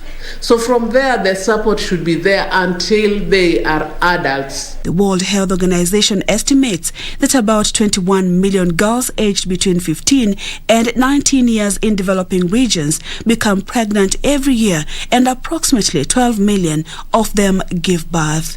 Adolescents who may want to avoid pregnancies may not be able to do so due to knowledge gaps and misconceptions on where to obtain contraceptive methods and how to use them. The few cases are among the growing statistics of teenage mothers whose destinies have gone down the drain. Stigma is playing a greater role in destroying the future of these girls. Where will the help come from? Purity Musel in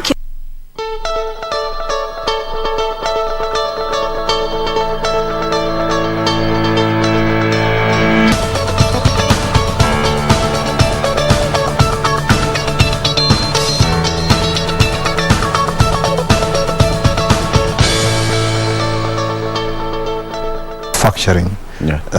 All right, and welcome back. We're just having a conversation here with the Director of Director Governance and Administration in the County Government of Kisumu. He's called Leonard Kwama.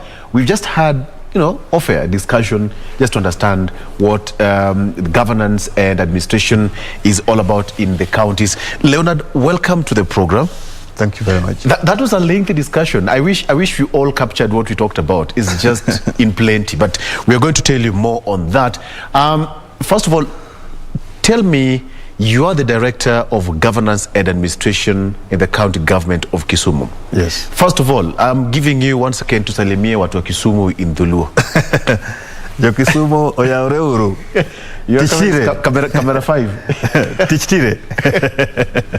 All right. Thank you so much. You just said that's Inglo. Erokamano means thank you. Yeah. All right. Yes. Now you got it. So, Leonard, let's talk about the issue and the advantages and the purpose of having governance and administration in the county level. The issue of county governments in the new dispensation of the Constitution, we can all attest to the importance and the role and how governance and county governments have stood to make sure that all the procedures and talk of development is taken care of pretty well in this particular country. But in specific, what is your role as the Director of Governance and Administration in the county government? Now, in the county government of Kisumu, yes, the Directorate of Governance and Administration basically coordinates county government projects up to the village level. Yeah. And within that space, we have administrators all the way from the county. Then we have the sub-county. In Kisumu, we have 7 sub-counties, formerly constituencies. So in every sub-county, we have the head called the sub-county administrator, like a DC. So just below the DC, the sub-county administrator, we have the ward administrator. In Kisumu, we have 35 wards. So every ward has a ward administrator. That is the governance structure, the administration structure under county government. So just below the ward administrators, we have village administrators, like the chiefs that we have under national government. Yeah, if you look at Article 174 and 175 of the Constitution of Kenya, allows for the creation of these positions at the county level.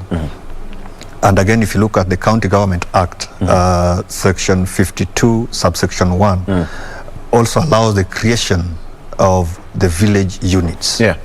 So once you have this structure, it helps you coordinate county government projects based on the devolved units that are there at the county level, from water, agriculture, health, all these. The projects are at the village level because we're saying every part of Kisumu County is within some village. So we need to look at what are the projects that are in your village. You know, initially we used to have public participation, but you'll find that you go to public participation, but some community somewhere were not well represented in that public participation. So you'll see development leaning towards one side. So what we are saying in Kisumu is we want a balanced development structure that ensures that every part of Kisumu County is developed, irrespective whether you voted for the governor or not. So what the village administrators are supposed to do is to take data for all these devolved units. So they have 5 main basic roles that they do at the village level. One of them is water, for example. So we are saying that in every community, every home needs to have accessible to clean water. So if in your village, you need to get data. What is the nearest water point in your village? How many are they? Are these water points connected to the community? Yeah. You need to give us that data. It helps the department to plan that in this village or in this sub-county, the water reach out to the community is at what percent. But do people really understand the role of administrators in the county government? One of the things that we need to understand is that we need to do more sensitization to our people, because this is something, devolution is new. Yeah. Many people only see the governor as devolution. Yeah. But as the head of devolved unit. Yes. Exactly. So what we are trying to do in Kisumu is to ensure that we do so many sensitization activities to share with the people that, you see, under national government, this is the way it is being done.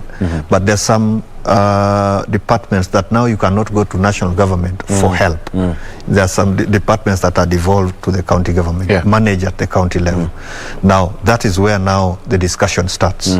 Yeah, so as that goes on, these other programs of setting up the structure also continues. Yeah, so people understand. I think in the whole country, I think it's Makueni and Kisumu that now have a complete administration structure. And that's why every time you look at what is happening in Makueni, they're always ahead of the pack. Because service delivery is to the common mwananchi. Development is balanced in the whole county. It is provided for in the constitution for the creation of these positions. Yes. But why is it that it's only Kisumu and Makueni that have created these positions, and yet we are in 11th year of the new dispensation? Yeah, you know, every county thinks differently. If you want services to reach out to every common man, you strategize differently. There are some who may not even know that these things exist in the constitution. Perhaps, yes. Yes. Yeah. There are some counties who do not know. There are some who knows, but they still do not know how do we go about it. Yeah, because it's a process. It's not something that you wake up and say, today we are going to advertise for positions of village administrators. No, it's a process. You have to do public participation. There are some bills that must be passed in the assembly that allows the county public service board to do advertisement and recruitment of these officers. So it's a process. So some have started, but they've halted somewhere because they didn't follow due diligence and the procedures that are required for these things to be done. So that is the difference. So it is, for us who have done it, we are seeing the support we are getting from the people. People are feeling that the services are reaching out to them. Yeah. My colleague says that certain counties have not put in the basic structure. Yeah. That's a new word for the courts last week. The basic structure. Yeah. All right. It means that the role of governors and administrators is not widely understood. Yes. Yes. That's why you find that in most counties, actually, they've not created that directorate. Yeah. Yeah. But it's a very key directorate in the governance of a county. Give me a scenario of your day-to-day work. Now, as an individual, your day-to-day work as an administrator in the county government. What is your day-to-day work, and who do you report to directly? Now, as a director in charge of governance and administration, I report to the county secretary. Now, I coordinate all the departments within the county. So that means I need to know what is happening in every department. So you'll find that you wake up, Department of Agriculture have got this function. You need to know what function is it. Department of Water have got this function. What is the function? Then you cascade this to your administrators to know that there's something going on in water. Maybe some officers are coming to your sub-county. There's a launch of this water project. So everybody must be kept on toes on the happenings within Kisumu County. We also have donors, and I'm also the point of contact for donor-funded projects. So sometimes you have meetings with the donors to see what do they have that they want to bring to Kisumu, what are the opportunities in Kisumu that they can tap into. So there's a lot that we do on a daily basis to ensure that... It's like a lot of work for one person. Yeah, that's why you have administration. And in the office, it's a directorate. It's not just a one-man show. It's a directorate with officers within. So there are some that are delegated. You know, you can also not do everything. There are some that are delegated. So, but all in all, we ensure that every department's voice is heard up to the village level. Yeah. So. When you look at what our administrators are doing, just like I said, that the main roles of these administrators is basically to look at the devolved departments to the county level. So they ensure that water, agriculture, waste management, these things are reported. And we've created another department in the county government called Data and Statistics. Data and Statistics basically picks information from the village level. So that when you want to make a decision in a village, you contact the Department of Data and Statistics so that they help you know. You want to take seedlings to this village, how many homes are there? How important is this docket? Administration? Yes. Actually, administration is the engine. It is the engine? It is the engine of any devolved governance structure. Because if you don't have it, then one, you will not have, the people will not get communication on what is happening in the counties. Number two, departments don't work alone. There is integration. Department of Agriculture is doing something that water also needs to know. Water needs to come in before agriculture comes in. Education wants to do something. Water has not done this. Roads wants to do something, or health wants to do something, but they want to put up a facility.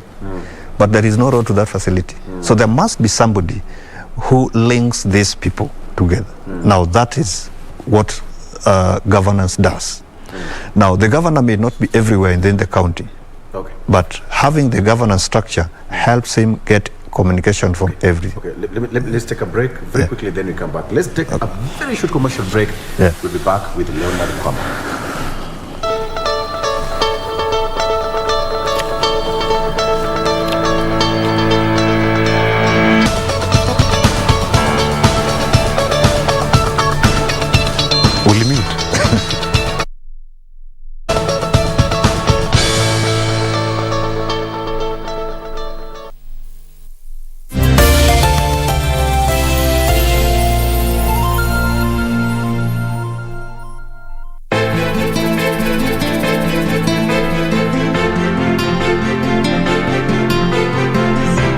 Hakika ule uamuzi niliochukua kumhusu Badi ulikuwa wa makosa. Najutia kusema la kweli.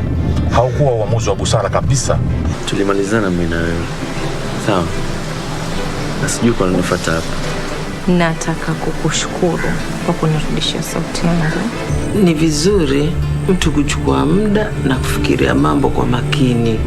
Wewe, nilikuleta hapa kuja kufanya nini? Yaani ya maneno ya kujirudia. What type of nonsense is this?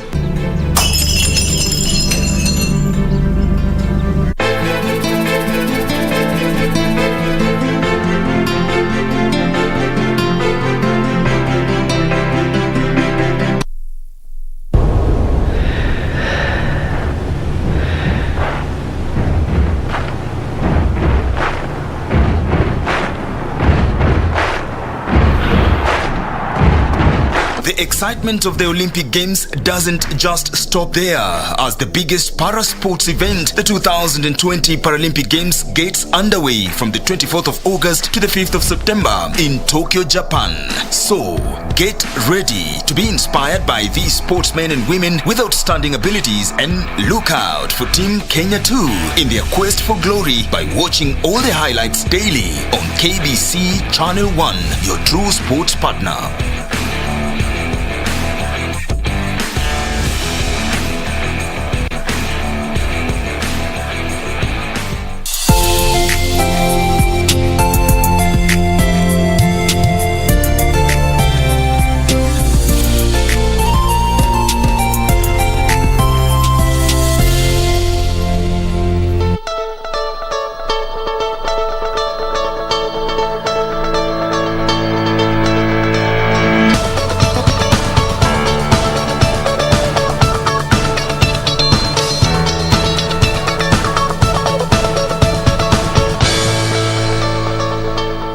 It's a plus to those. Yeah, welcome back.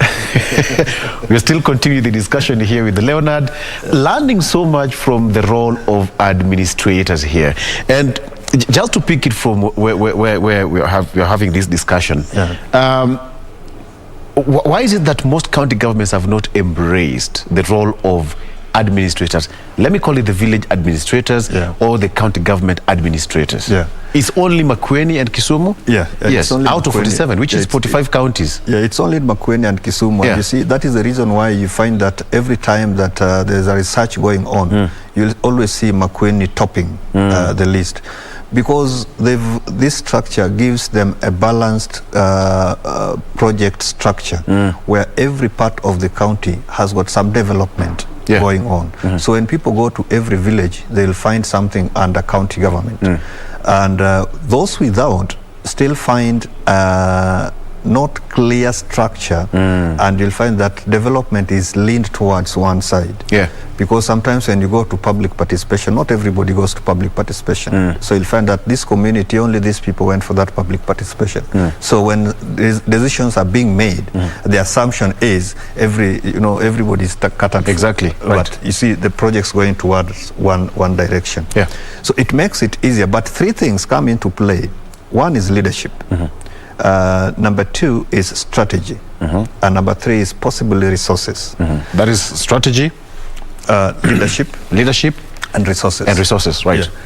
Leadership to mean that the head at the county level, that is the governor, whether he's thinking to have or he understands that this structure needs to come to be put in place. Number two, again in leadership, the people who surround the governor, do they think in that direction? Governor's position is political. So in some counties, people look at it like, now what should we do before the next general election? Exactly. So they try to push things. But if you have very sober leaders who strategize and thinks of how do we get this to the people, then you start looking at what are the provisions within the constitution that can allow us to have this done. Do people really appreciate your roles in the county government, for example, in Kisumu? In Kisumu, actually, is the most active department. Right. And every morning you will find ministers from every department calling on to the department that, okay, we have this plan this week. You want to go and open some water point somewhere. So can you inform your community so that they do mobilization down there, so that the people will know that the county government have brought us this water project and they're coming specifically to open it for the people. You get it?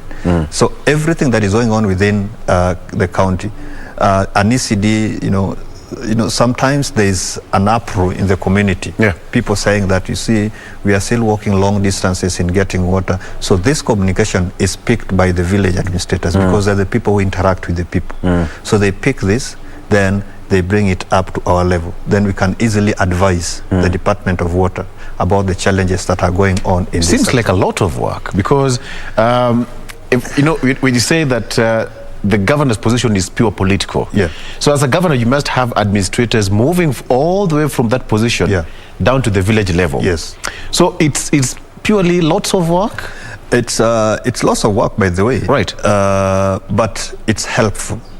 Yeah, because it ensures that every part of the county is heard on the challenges that they go through.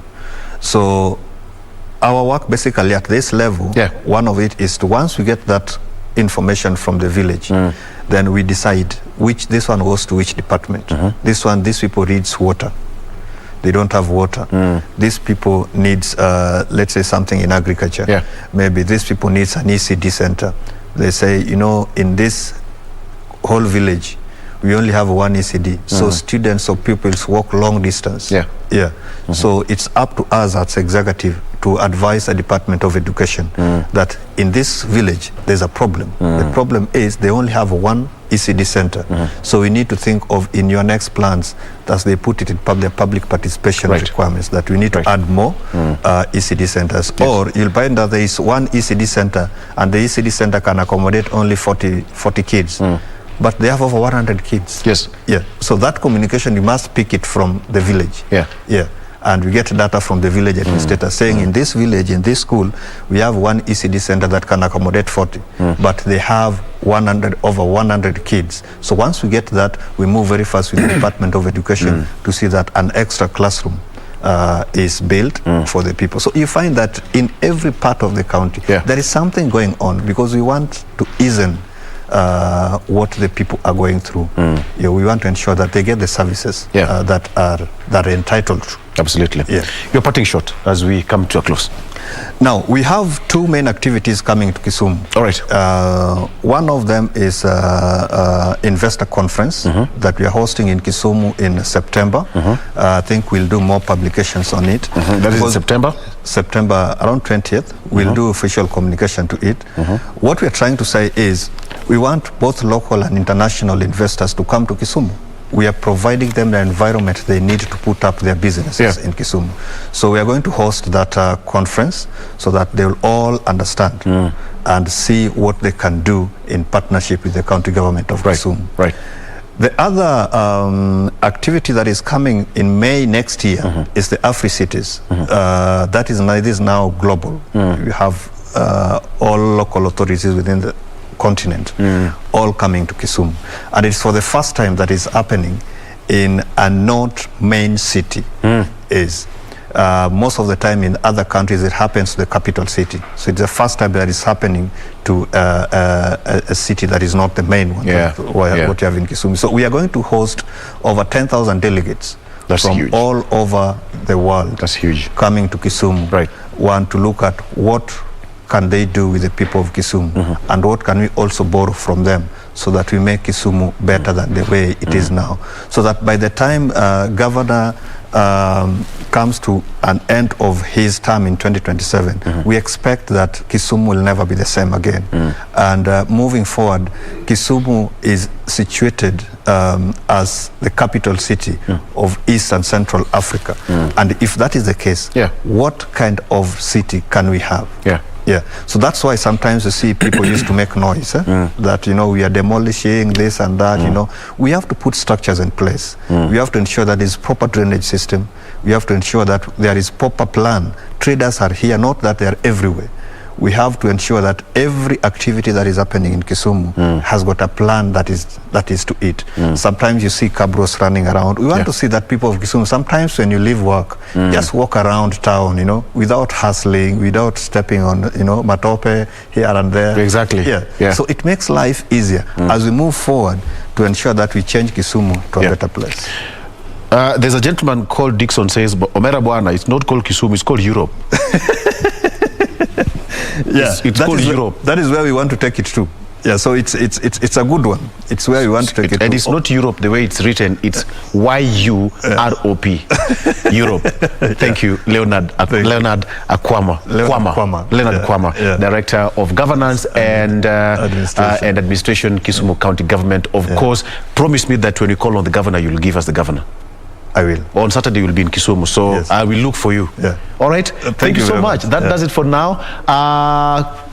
On behalf of my colleagues, we just need to say thank you so much for being with us in the show here from 6 in the morning until 10 minutes to 10. All right. Yeah. My name is Victor Lowe. We wish you a splendid day ahead and always a pleasure having you on the show. See you tomorrow. Bye-bye.